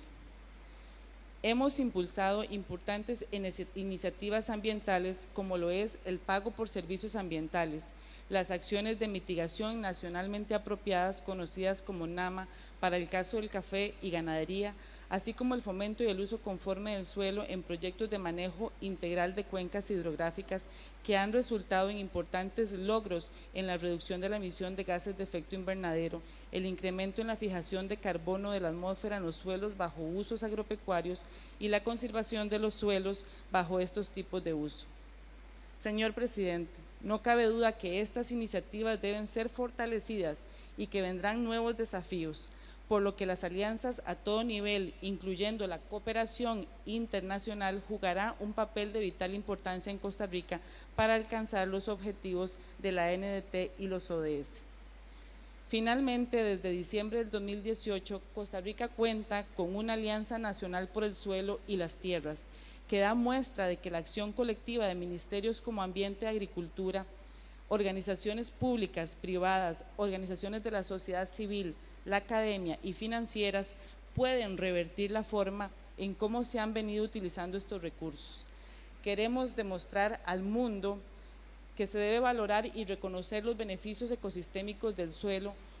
Puede ser esta la vía para resguardar sus funciones y atender sus amenazas, y es una oportunidad para buscar la coherencia entre las convenciones de Río 92, dado su impacto directo sobre el cambio climático, sobre la biodiversidad y sobre la degradación, la desertificación y la sequía. Termino agradeciendo profundamente a los organizadores de esta conferencia, al gobierno de la India y a su pueblo por el trabajo realizado, por las atenciones recibidas y por el compromiso que todos nos llevamos para procurar un mundo mejor para las generaciones futuras. Muchísimas gracias.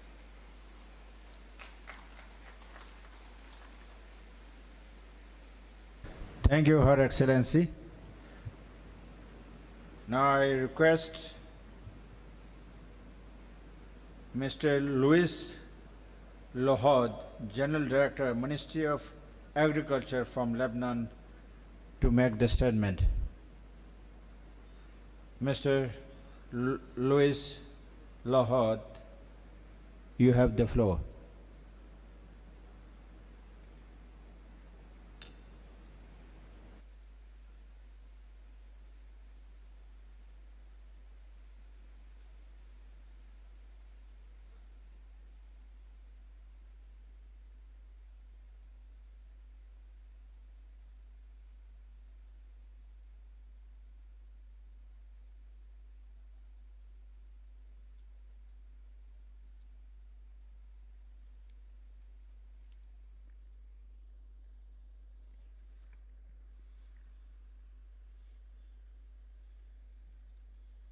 سيد الرئيس، في البداية لابد من شكر دولة الهند على الاستضافة وتنظيم المؤتمر، كما أتقدم بالتهنئة للسيد إبراهيم تياو لانتخابه الأمين العام التنفيذي لاتفاقية الأمم المتحدة لمكافحة التصحر، ونتطلع إلى أفضل التعاون معه لما فيه من تقدم الاتفاقية. إن ما يعادل 60% من مساحة لبنان هي أراضي معرضة للتصحر، وجزء كبير منها أصبحت متدهورة بشكل كامل، وبالأخص المناطق شبه الجافة والتي لا يزيد معدل الأمطار فيها عن 200 ملم سنويا.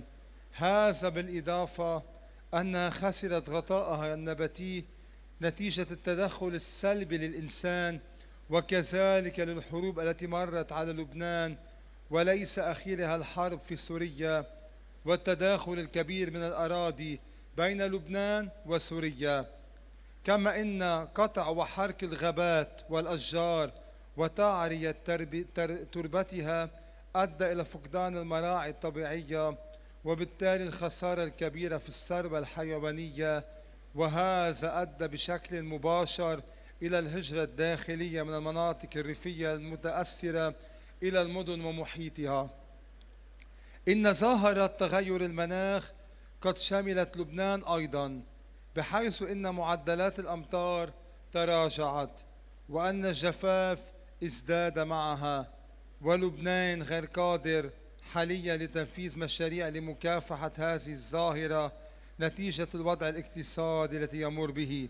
ومن هنا نأمل ونطلب من السكرتارية والآلية العالمية العمل على مساعدة لبنان بتأمين التمويل المطلوب لتنفيذ مشاريع تؤدي إلى مكافحة التصحر وتدهور الأراضي. لقد قامت وزارة الزراعة اللبنانية بإعداد استراتيجية لزيادة مساحة الغابات بمعدل 7%، أي من 13% إلى 20%، بعد أن كانت الغابات تغطي ما يعادل 36% خلال الستينات من القرن الماضي. وهذا الانخفاض بسبب الحروب والحرائق والقطع الجائر في المناطق الريفية البعيدة بهدف التدفئة، خاصة عند ارتفاع سعر المحروقات.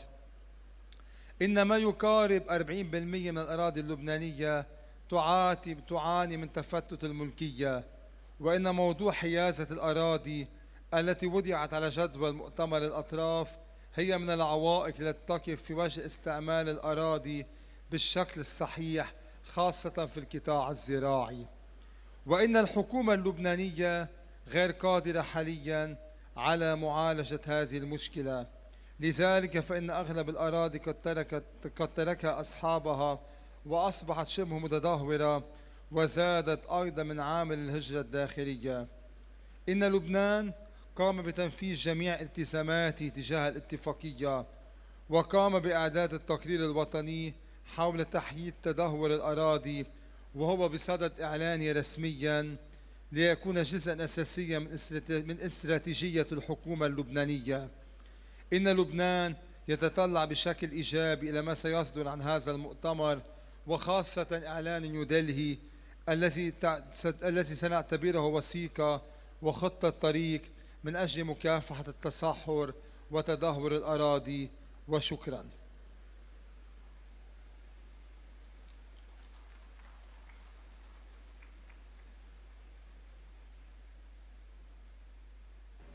Thank you, Excellency, for your statement.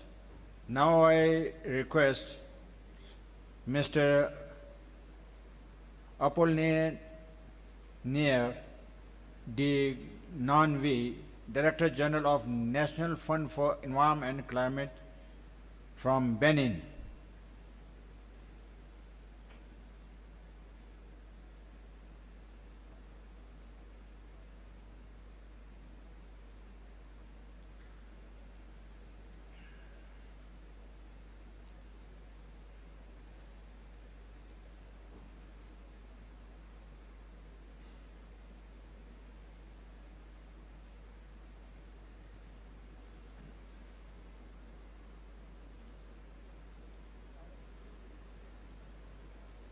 Excellences, Monsieur le Premier ministre de la République de l'Inde, Excellences, Monsieur le Président de la COP14, Excellences, Monsieur le Secrétaire de la Convention des Nations Unies pour la lutte contre la désertification, distingués invités, Mesdames et Messieurs, je prends la parole au nom du ministre du Cadre de vie et du Développement durable, Son Excellence, Monsieur José Tonato, pour vous exprimer les chaleureuses salutations de la République du Bénin et vous félicite pour l'organisation de la COP14.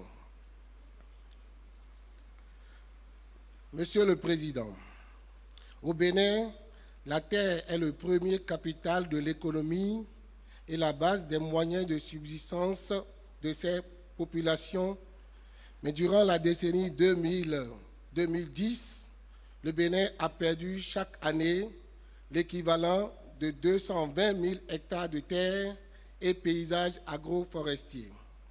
Aussi, en vertu des décisions 2 COP13 et 3 COP13 relatives aux stratégies nationales et à la synergie, le gouvernement du Bénin a-t-il adopté en Conseil des ministres les cibles nationales en matière de neutralité et de dégradation des terres, un plan d'action national sur la gestion durable des terres avec une recommandation forte de leur mise en œuvre contenue dans les documents de planification et les plans d'investissement au niveau local. La deuxième génération de la stratégie nationale du Conseil agricole qui a mis l'accent sur le partenariat public-privé pour la gestion durable des terres a été un document également réalisé. C'est vous dire le haut niveau d'engagement et de gouvernance du processus de neutralité en matière de dégradation des terres. Par ailleurs, le plan national sécheresse du Bénin est élaboré et transmis au secrétariat exécutif de la Convention. Monsieur le Président, il nous paraît aussi pertinent de considérer les opportunités qu'offre l'accréditation du Fonds national pour l'environnement et le climat, FNEC, au Fonds vert pour le climat, pour mobiliser les ressources financières au profit de projets innovants qui adressent simultanément les 3 conventions de la génération de Rio. Le Bénin voudrait donc profiter de cette tribune au cours de cette 14e conférence des parties pour remercier les partenaires au développement qui l'accompagnent dans le renforcement du paradigme, éviter la dégradation des terres, réduire le processus de dégradation, réhabiliter, restaurer les terres déjà dégradées. Nous voudrions citer, sans nous limiter, le mécanisme mondial, le Fonds pour l'environnement mondial, la coopération allemande GIZ, le Programme des Nations Unies pour le développement, la coopération coréenne, la coopération turque, le partenariat mondial de l'eau et ses institutions régionales pour l'Afrique de l'Ouest et nationale, la FAO, ainsi que toutes les institutions engagées dans la coopération bilatérale au Bénin. Je vous remercie, Monsieur le Président.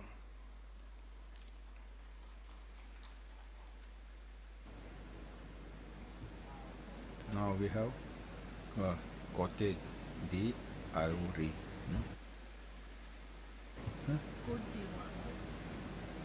Côte d'Ivoire.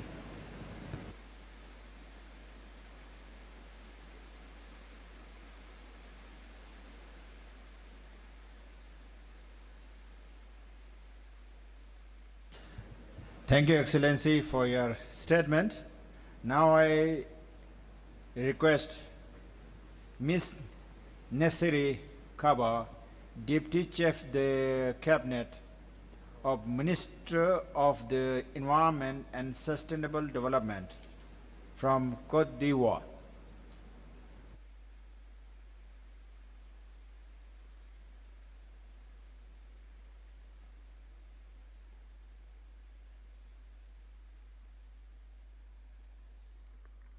Monsieur le Président, Excellences, Mesdames et Messieurs, je voudrais tout d'abord, au nom de mon pays, exprimer notre gratitude à la République de l'Inde pour l'accueil chaleureux et l'hospitalité dont la délégation est l'objet depuis notre arrivée. Je voudrais aussi saluer l'avènement de M. Ibrahim Thiaw à la tête de cette importante convention, qu'est la Convention des Nations Unies sur la lutte contre la désertification et la sécheresse. Nous adhérons également aux déclarations faites au nom du groupe des 77 et la Chine et au nom du groupe africain. Monsieur le Président, la problématique de la désertification et de la sécheresse est un défi mondial auquel la majorité des pays de la planète doit faire face. Nous en sommes tous vulnérables. En effet, ces fléaux n'épargnent personne et les impacts sont légion. Ces impacts sont entre autres la perte de la fertilité des sols, socle de l'agriculture, donc de la sécurité alimentaire, la dégradation de la diversité biologique, la dégradation de nos écosystèmes, les incendies des zones sèches, mais aussi et surtout les impacts sur l'économie et les populations, que sont notamment la baisse des rendements agricoles, les famines, la dégradation des conditions de vie des populations rurales et donc la migration de celles-ci, excusez-moi, avec leur corollaire de conflits et de pertes en vie humaine. La situation n'est pas reluisante et l'avenir s'assombrit de jour en jour. Est-ce pour cela autant qu'il faut désespérer et baisser les bras? La Côte d'Ivoire, tout comme les autres pays partis à la Convention, dit non. L'espoir est permis. Nous devons tout simplement le susciter par nos actes au quotidien. Pour notre part, en Côte d'Ivoire, le gouvernement, la société civile et les parties prenantes à la lutte contre la dégradation des terres et la sécheresse ont fait de cette lutte leur cheval de bataille. Il n'en saurait être autrement pour un pays hautement agricole. De même, le bien-être des populations, la stabilité sociale et la sécurité alimentaire dépendent d'un environnement favorable. La dégradation des terres et la sécheresse sont donc un frein à l'épanouissement économique et social de notre pays. C'est pourquoi la Côte d'Ivoire mène des combats. Elle a adhéré à toute initiative visant à faire barrage à ces fléaux. C'est pour ce faire, elle a déterminé ses cibles relatives à la neutralité en matière de dégradation des terres et validé sa politique de haut niveau.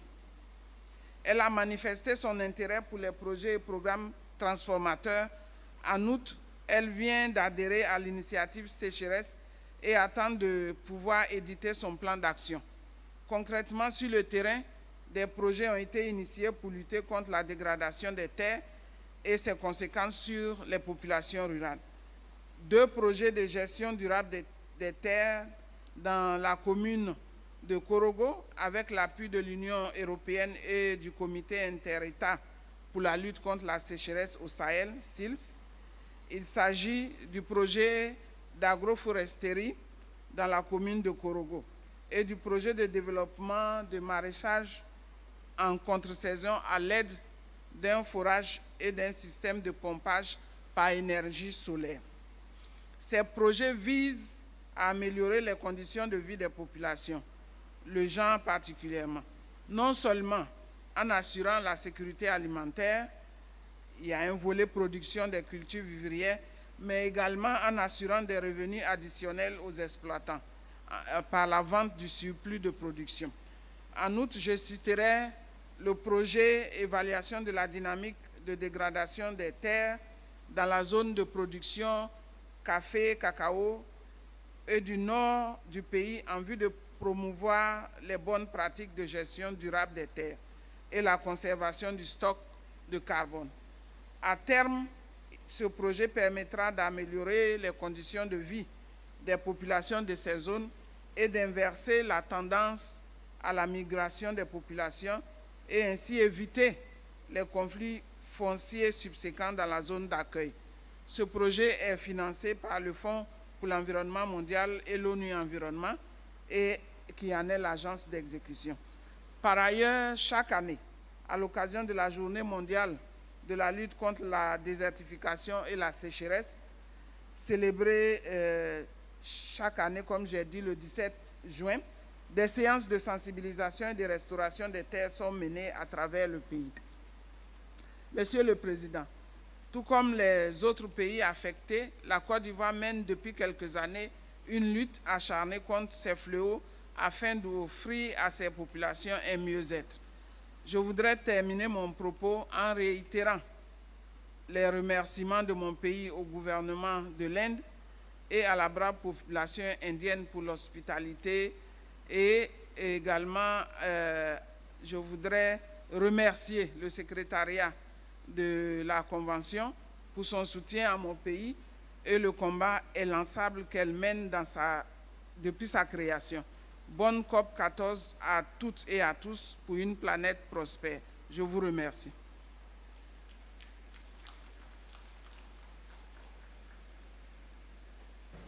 Thank you, Her Excellency, for your statement. Now I request His Excellency Mr.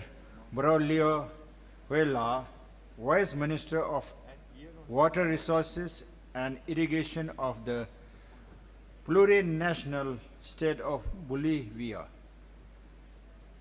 His Excellency, you have the floor.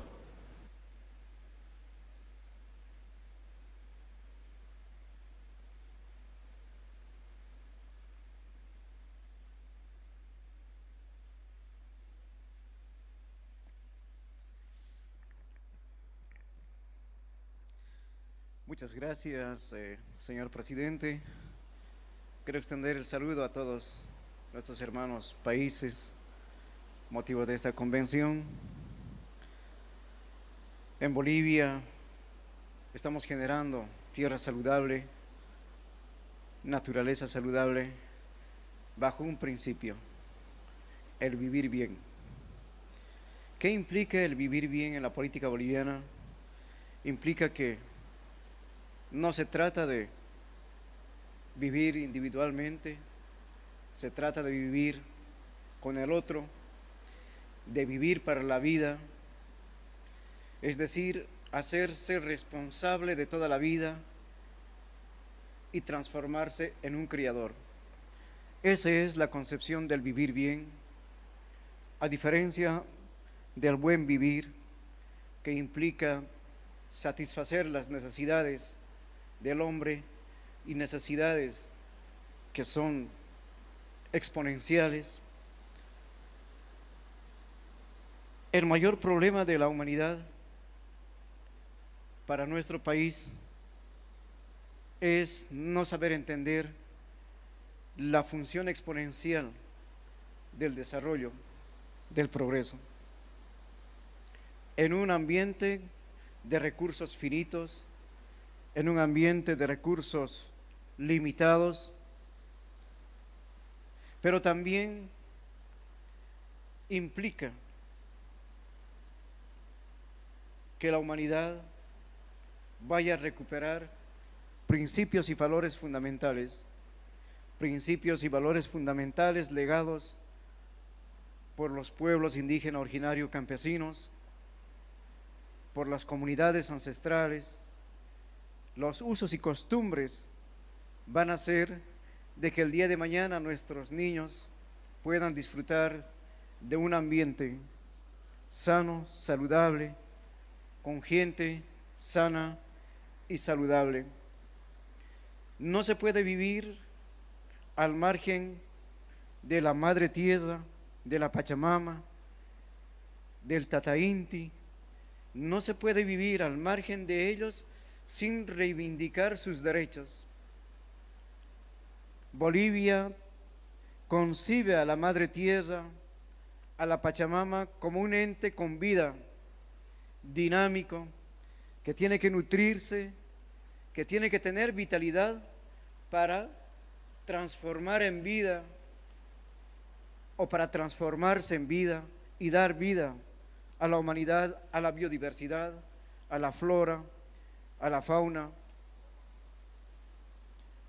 Queremos dar un mensaje de valores y principios que es lo que le hace falta a nuestro mundo. Queremos dejar como antecedente de que los próximos COP tienen que empezar con un análisis de valores y principios del hombre. ¿A dónde nos lleva el desarrollo, el progreso exponencial, el desarrollo económico? ¿De qué manera vamos a ponerle un alto al término adaptación? No nos podemos seguir adaptando continuamente, tampoco podemos seguir mitigando los desastres naturales. Tiene que haber un límite y Bolivia cree que el límite ha llegado. Estamos en la última etapa de una vida que nos ha permitido disfrutar de la naturaleza.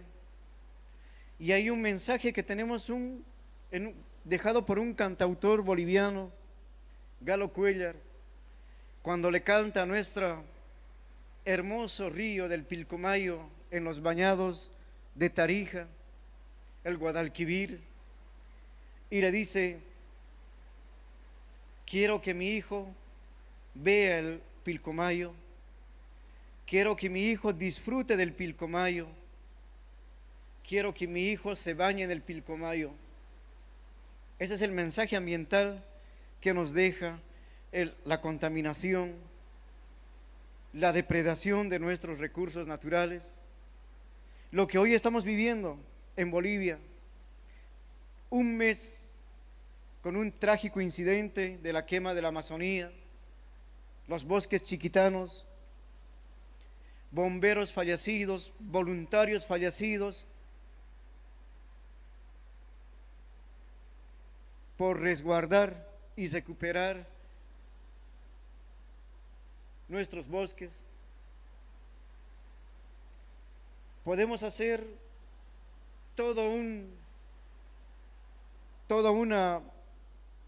recuento de acontecimientos desde la quema de bosques, la desertificación y degradación de suelos, la pérdida de biodiversidad, la fauna, la flora, la carencia de los recursos hídricos, el deshielo de nuestros glaciares. Todo eso está en nuestras retinas, conocemos, sabemos, pero no le ponemos un alto y no hay una convención donde se diga: hoy es el límite y ya no nos vamos a adaptar más. Creo que el mensaje tiene que ser para toda la humanidad, para todos quienes somos inquilinos en esta madre tierra. La pobreza, ¿de dónde viene? Si no es del uso indiscriminado de nuestros recursos, de la explotación de nuestros recursos naturales. Quiero terminar esta intervención con algo que nosotros vemos, y es que vemos desarrollo, pero ya no vemos la destrucción que produce esta. Vemos progreso, pero ya no vemos las ruinas que dejan a su paso. Vemos modernización, pero ya no vemos el costo humano y natural que representa la modernización. Muchas gracias, señor presidente.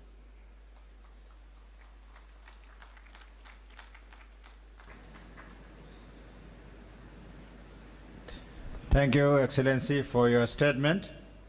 Now I request Mr. Oliver Kumbabe,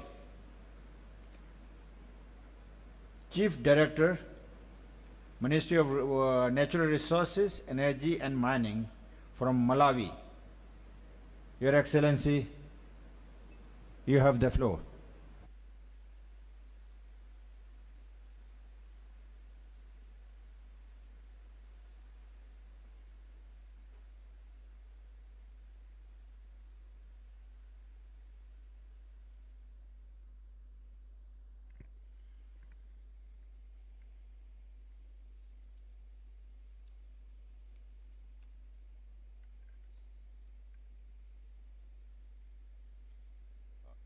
Thank you very much, Mr. President.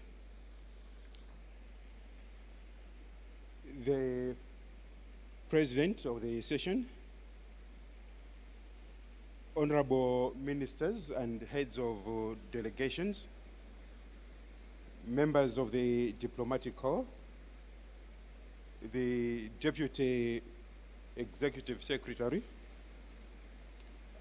the Madam Rapporteur, distinguished delegates, ladies and gentlemen, good afternoon. Mr. President, on behalf of the government of the Republic of Malawi, and indeed on my own behalf, I wish to join those delegations that have already extended a word of congratulations to the government and the people of the Republic of India for hosting successfully the 14th session of the Conference of Parties to the United Nations Convention to Combat Desertification. This conference so far has been successful, and we are delighted for the warm hospitality that has also been extended to the Malawi delegation. Mr. President, the government of the Republic of Malawi appreciates the work that the convention and the secretariat have done. The objectives of the convention, which aim at mitigating drought, land degradation, and desertification, are very relevant to Malawi. Malawi has been affected by serious land degradation and also suffers from periodic droughts. Currently, 1.6 million hectares of land in Malawi is degraded. The direct causes of land degradation include deforestation, unsustainable agricultural practices, and wildfires. Indirect causes include high population growth. The growth rate in Malawi is at 2.3% per year. Poverty and over-reliance on biomass energy for domestic use. This is causing decreased land productivity and also threatening food and water security, and hence also the economic growth of the country. Land degradation also causes increase in the frequency of floods and aggravates the effects of droughts. The impact of frequency and spread of droughts in Malawi have intensified in recent times. In 2015 and 16 season, we had an experience of severe droughts that ended up with food shortages across the country and left 6.5 million of the 18 million population in need of food aid. The government of Malawi in that year declared a state of a national disaster because of the effects of droughts. Mr. President, only this year, in April, we also experienced the devastating effects of the tropical cyclone Idai, which also displaced a lot of people and caused devastation to the natural environment. Natural environment and also infrastructure.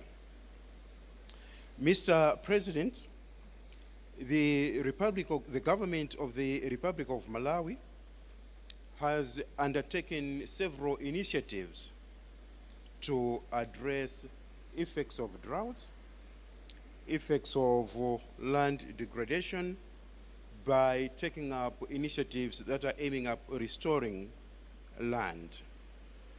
Annually, each year, the months of December to April are declared the national tree planting season, in which the state presidents lead the nation to planting of trees across the country.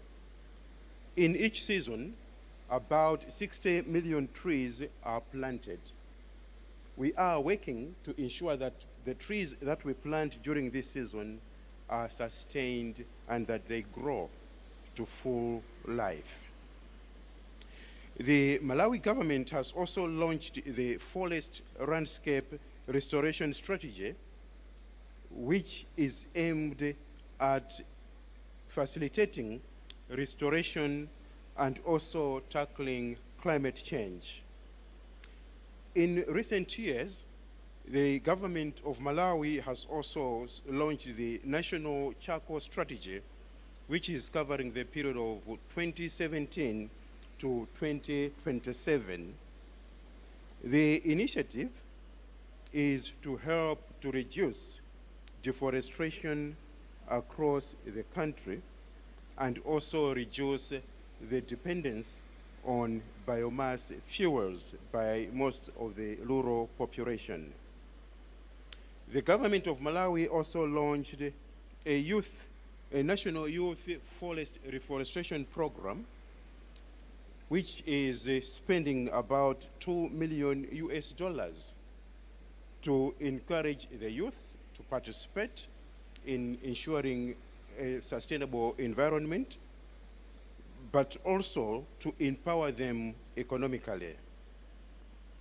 Mr. President, the Malawi government is also participating with other countries in the German-sponsored project on large-scale forest landscape restoration for Africa. These, Mr. President, are amongst several initiatives that the Malawi government are implementing. Being one of the least developed countries, Malawi relies heavily on support of its partners internationally to implement some of our programs.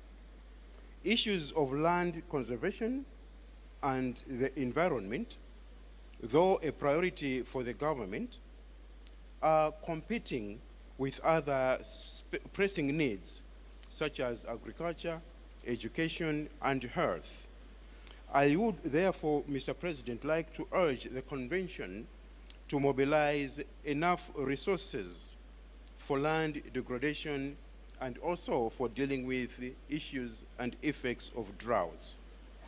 While we appreciate the putting in place of the Land Degradation Neutrality Fund, we, however, would like to appeal for a more accessible mechanism. The Land Degradation Neutrality Fund seems to be a private sector-based and therefore commercial in nature. Managing the environment is generally not economically viable for the private sector in most instances. Malawi would therefore wish for a fund dedicated to land degradation and dealing with the effects of drought. In conclusion, Mr. President, distinguished delegates, ladies and gentlemen, Malawi wishes to assure the Convention of its commitment to the ideals of the Convention, the restoration of degraded land, and the creation of a sustainable future for the future of our children, for the future generations that are to come. Mr. President, distinguished delegates, ladies and gentlemen, thank you very much for your attention. Thank you.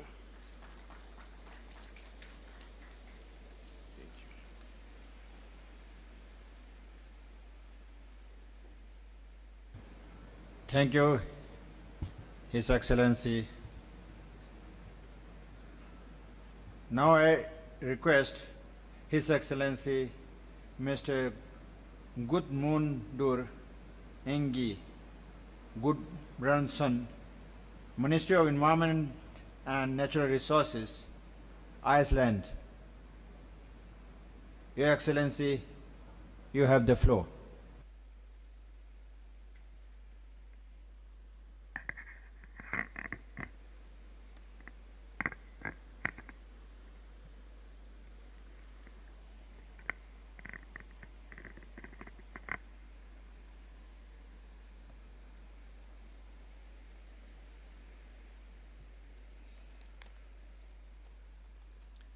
Honorable Chair, distinguished delegates, ladies and gentlemen. As a little boy growing up on a farm in Iceland, my grandmother taught me the names of all the mountains on the horizon. There were 4 glaciers, each with their own name. But today, due to the climatic crisis, I can only see 3 of these glaciers, as one has melted away. Another is likely to disappear within the next 40 years.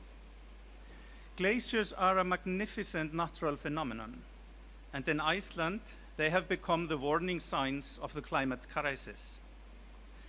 During COP14, we have discussed the multiple sides of land degradation and opportunities that sustainable land management and land restoration offer us to combat the climatic challenges the world is facing. But the land offers much more. Indeed, degraded land is the root cause of many burning challenges we are facing today, and land restoration offers multiple cross-cutting solutions and is the connecting piece between enhanced food security, water, biodiversity, reduced climate emissions, strengthened social stability, peace, and security. A more equal world for women and men and increased participation of our youth is needed in relation to this. Because of this, sustainable land management and land restoration is the synergetic tool to tackle many of the aforementioned issues. Such synergies need to be higher on the international as well as the national agendas, and funding priorities need to focus more on land restoration. Much more investment in land restoration is needed, and scaling up of our actions. Ladies and gentlemen, the Icelandic government has put the climatic crisis high on the agenda. We have pledged to reduce our emissions by 40% by 2030 under the Paris Agreement, and to reach carbon neutrality by 2040. As part of our climate action plan from 2018, we have decided to multiple our efforts in ecosystem restoration, and it forms one of the 2 main pillars of the plan, thus really mainstreaming restoration and synergetic approaches in our policy. Nature is one of the solutions. Our aim is to restore ecosystems, to conserve and enhance biological diversity, increase ecosystem resilience against natural disasters, and increase the potential of our rural societies to use these ecosystems to sustain their livelihoods. Our climate change mitigation plan entails to increase the efforts in carbon sequestration in soils and decrease in the carbon emissions from soils to a total of 50% in 2030 and 110% in 2050, working with various stakeholders, including farmers and NGOs. These numbers do not include voluntary actions, but what this really means is that we will double our afforestation efforts, triple our efforts in land restoration, and increase wetland restoration 10 times from what it is now. Nature is certainly a big part of the solution. In addition to this, the Icelandic government is also committed to other types of nature conservation and now prepares the establishment of a large national park in the central highland of the country, a vast wilderness area covering about 30% of the total area of Iceland. The opportunities that arise through such a big-scale project for land restoration and sustainable land use are unprecedented. Iceland has an interesting story to tell on land degradation and restoration. At the turn of the 19th century, Iceland was Europe's poorest country, and by mid-1960s, we were still classified by the UNDP as a developing country. One challenge my country was facing was severe land degradation. We had lost over 95% of the original birch woodland, and half of our soils had blown away. But we managed to get out of poverty, and today we are restoring more vegetation cover than we are losing.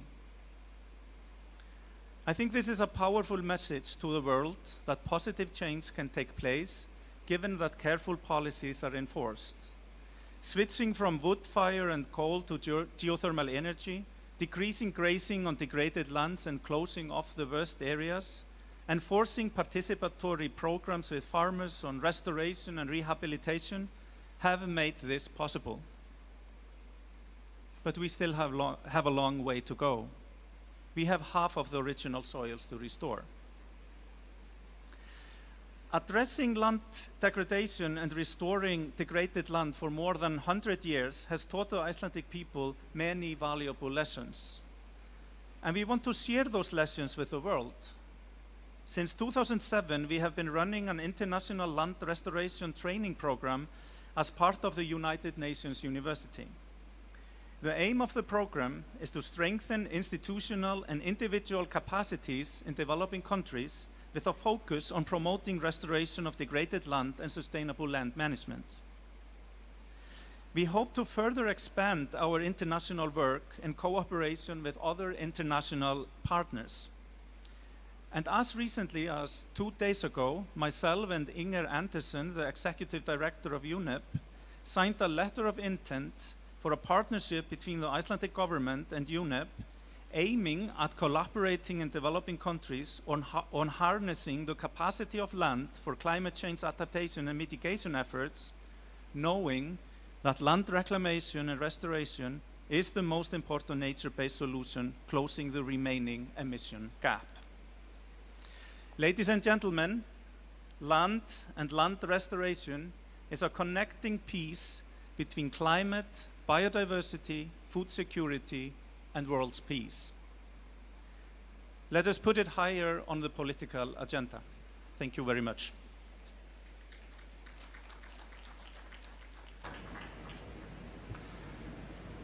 Thank you, Excellency, for your statement.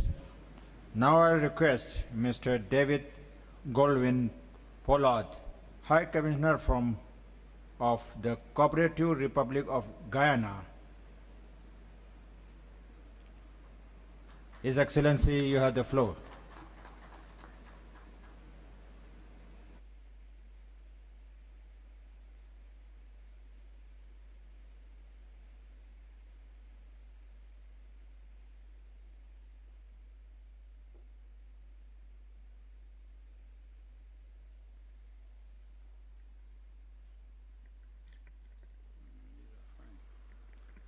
Mr. President, Guyana is pleased with the hosting of COP14 by the government and people of India. We place on record our deep appreciation for the excellent arrangements that have been made. Guyana also commends the UNCCD Secretariat for the provision of this platform to allow for this discourse on desertification, land degradation, and drought at this high-level policy segment. It is opportune to pursue actions to optimize the contribution of UNCCD in resolving a range of critical global challenges we face. Allow me to underscore a few areas of Guyana's experience in streamlining the implementation of the Convention, especially at the policy level. The Cooperative Republic of Guyana is currently on a green agenda with the overall development objective of providing a better quality of life for its people derived from the country's natural wealth and abundant natural resources, which include land. Guyana recognizes the interconnectedness, interrelatedness, and synergies of land with people, economy, biodiversity, and climate change. In capitalizing on these synergies, Guyana is committed to achieving a green economy, which espouses the Sustainable Development Goals, inter alia Goal 15.3, which is directly related to the implementation of this convention. In this regard, at the national policy level, Guyana has crafted a Green State Development Strategy, Vision 2040, which will guide national development over the next 20 years. The opportunity thus has been provided for the implementation of land degradation neutrality, among other related matters to be incorporated into the National Development Strategy. This fosters innovative financing for the implementation of the Convention in keeping with Strategic Objective 5 of the UNCCD 2018 to 2030 Strategic Framework. The concept of environmental protection is definitely not new for the country, as Guyana has historically been involved in several environmental preservation initiatives which involve lands. Notably, in 1989, for example, Guyana set aside some 371,000 hectares of forest land for conservation and research in the Iwakrama Forest Project. Further, we have established protected areas covering 8.5% of the land territory, aimed at conserving unique landscapes. Even recently, a pledge has been made for an additional 2 million hectares of forest land to be allocated for conservation.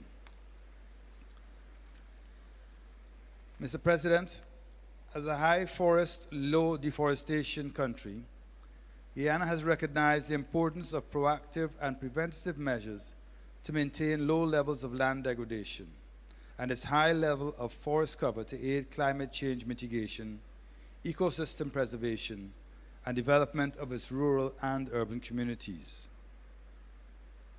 Through the implementation of the Convention, Guyana reiterates the importance and need for integration of the 3 thematic areas under the Rio Conventions, while mainstreaming issues of gender and youth into all change efforts.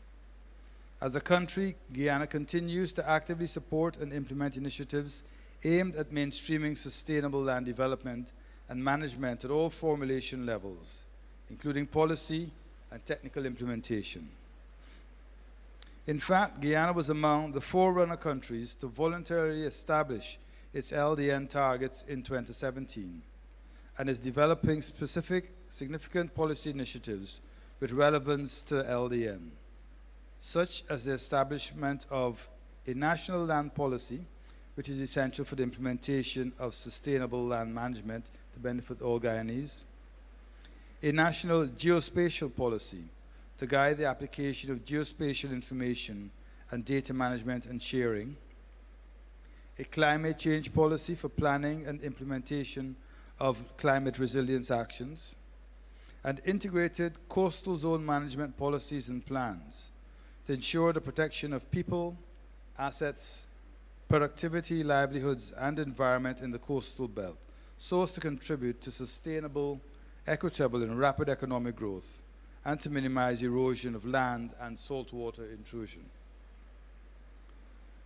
Mr. Chair, Guyana believes that dedicated research and the availability of spatial data is important to pursuing an evidence-based approach to addressing desertification, land degradation, and drought. And related matters in Guyana and the country, and as such, has embarked on an initiative to mainstream sustainable land development and management in 4 ways: through a policy and regulatory framework, through increased institutional capacity and interinstitutional coordination to mitigate and manage the impacts of DLDD, through the adoption of more environmentally responsible best practices, and through knowledge management, monitoring, and evaluation implemented to support learning and upscaling. Mr. President, let me also say that with an emerging oil and gas sector, there is a growing demand for land in Guyana, and as such, focus must be placed on strengthening governance, policy, institutions, and capacity to effectively manage our land resources. All of the above areas, however, cannot be achieved without an element of strategic and sustained capacity building efforts. Taking note of the current and future strategic framework of the Convention and recognizing the need for awareness raising, Guyana recommends that the Secretariat continues to identify and provide specific resources for awareness raising and capacity building for country parties in the pursuit of continued integration of land tenure into the Convention. To this end, and in summary, as the hosting of CRIC 17 in Guyana earlier this year demonstrates, the commitment of Guyana to the implementation of the Convention is unequivocal. I thank you.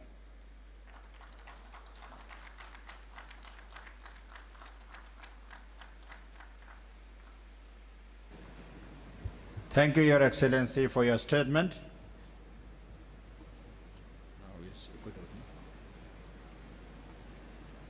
Now I request Mr. Hector Cuval, Ambassador of Ecuador to India. Your Excellency, you have the floor.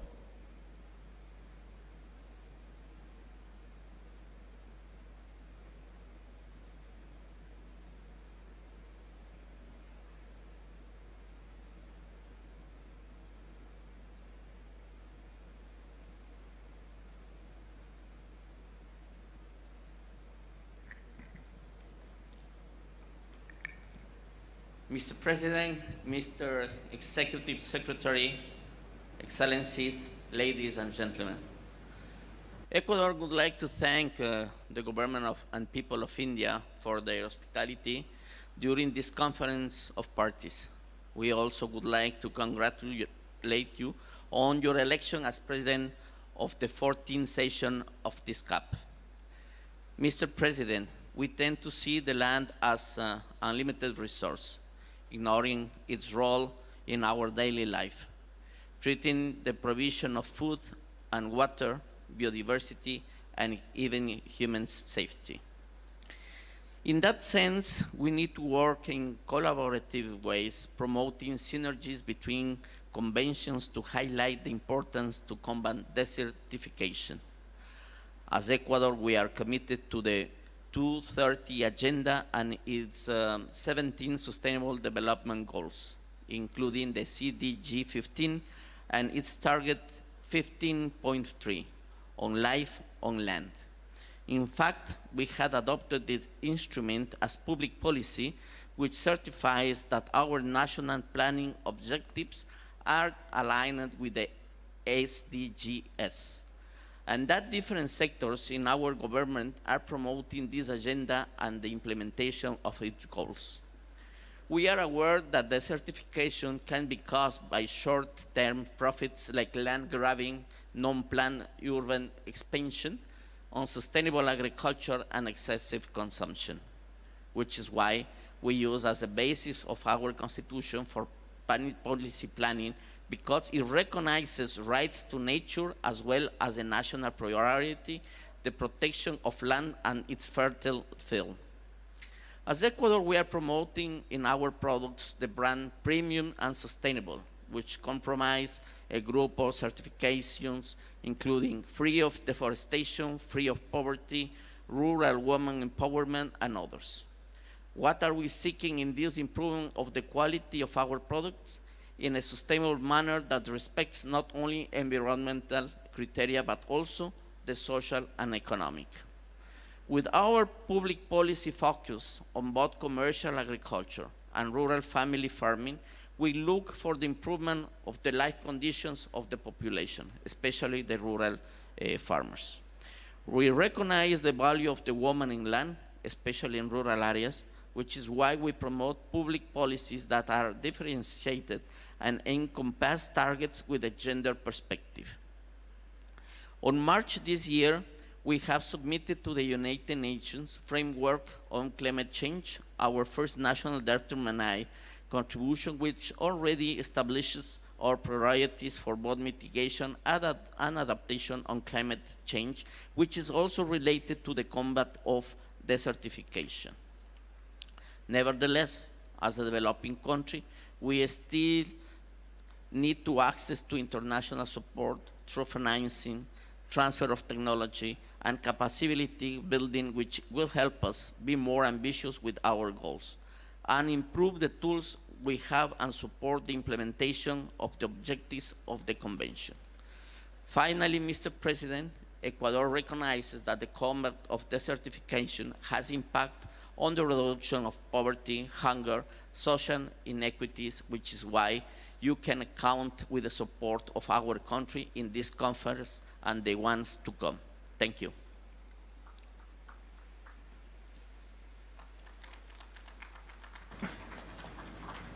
Thank you, Excellency, for your statement. Now I request Mr. Ibukun Udust, Permanent Secretary, Federal Ministry of Agriculture and Rural Development for Nigeria. Your Excellency, you have the floor.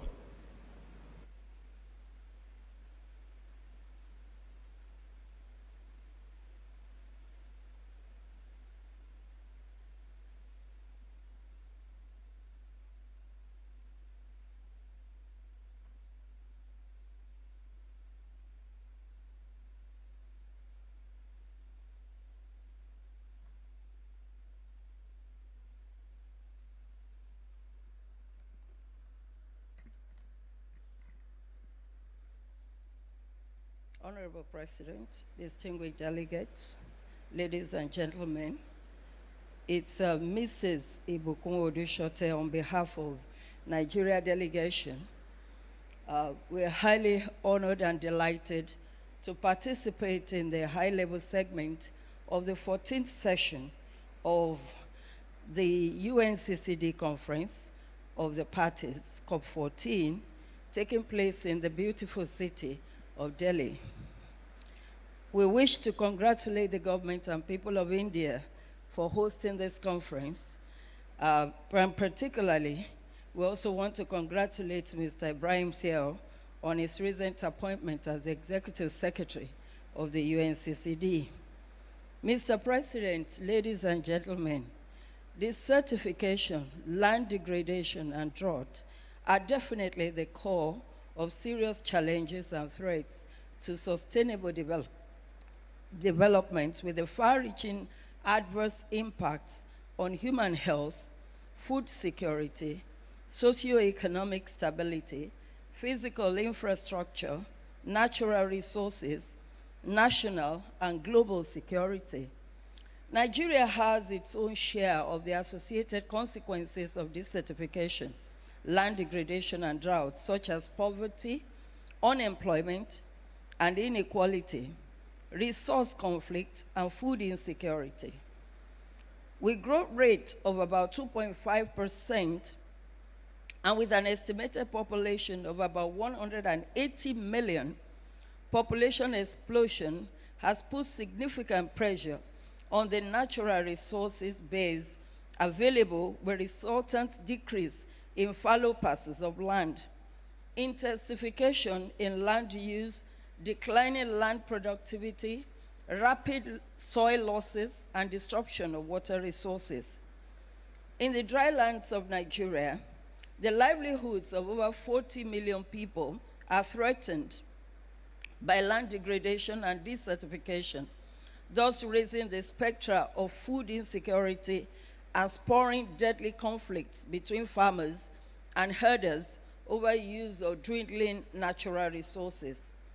There's nowhere in Africa or the whole world where the challenges of drought, land degradation, and desertification are more palpable than the Lake Chad Basin region. In recent years, environmental degradation in the region has been complicated by the Boko Haram insurgency, which began in 2013.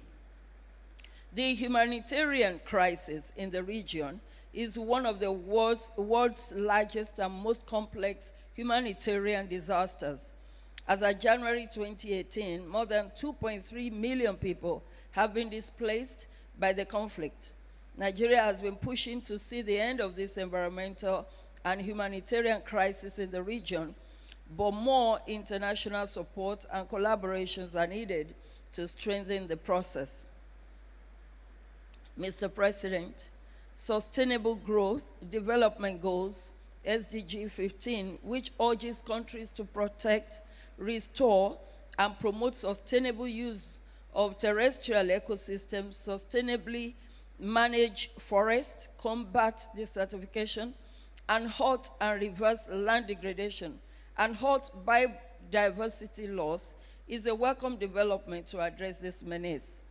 The endorsement of SDG Target 15.3 and the concept of land degradation neutrality as a strong vehicle for driving the implementation of the convention at COP12 of UNCCD was a milestone for this convention. Nigeria has set the national voluntary land degradation neutrality target, developed a national drought plan, and made commitment to restore 4 million hectares of degraded landscape for the Afri-100 initiative. The innovative finance efforts for tackling the menace of environmental degradation led the country to issue its first sovereign green bond in 2017, a second one in 2018, and preparations have reached advanced stage for the issuance of the third one in 2019. Nigeria is among the African countries currently developing the sustainability, stability, and security, the 3S, which is aimed at stemming irregular migration and radicalization of youth through creation of green jobs based on sustainable land use, which will reduce poverty, stabilize community, and boost local economy.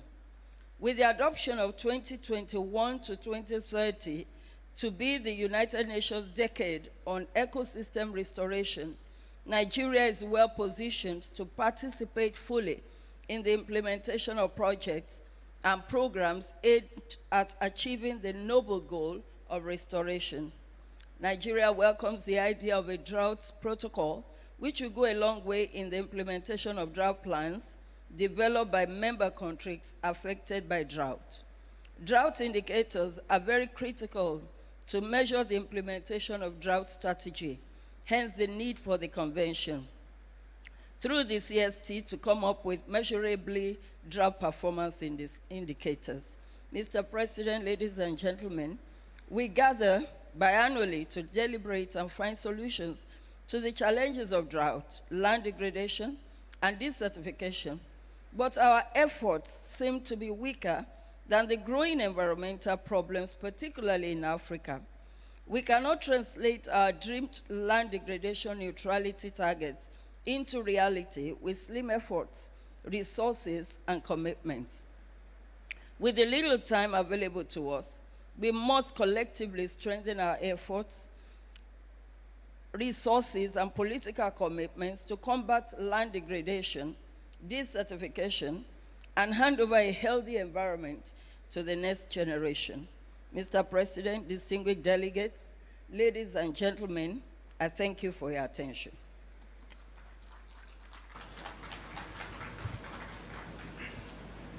Thank you, Her Excellency, Ms. Ibukum Obutse, the Permanent Secretary, Federal Ministry of Environment from Nigeria, for her statement. Excellencies, distinguished delegates, we have heard the last speaker of this session. I would like to express my appreciation to all the participants for their contribution. The formal statement session of this high-level segment of the 14th session of the Conference of Parties of the United Nations Convention to Combat Desertification is hereby concluded.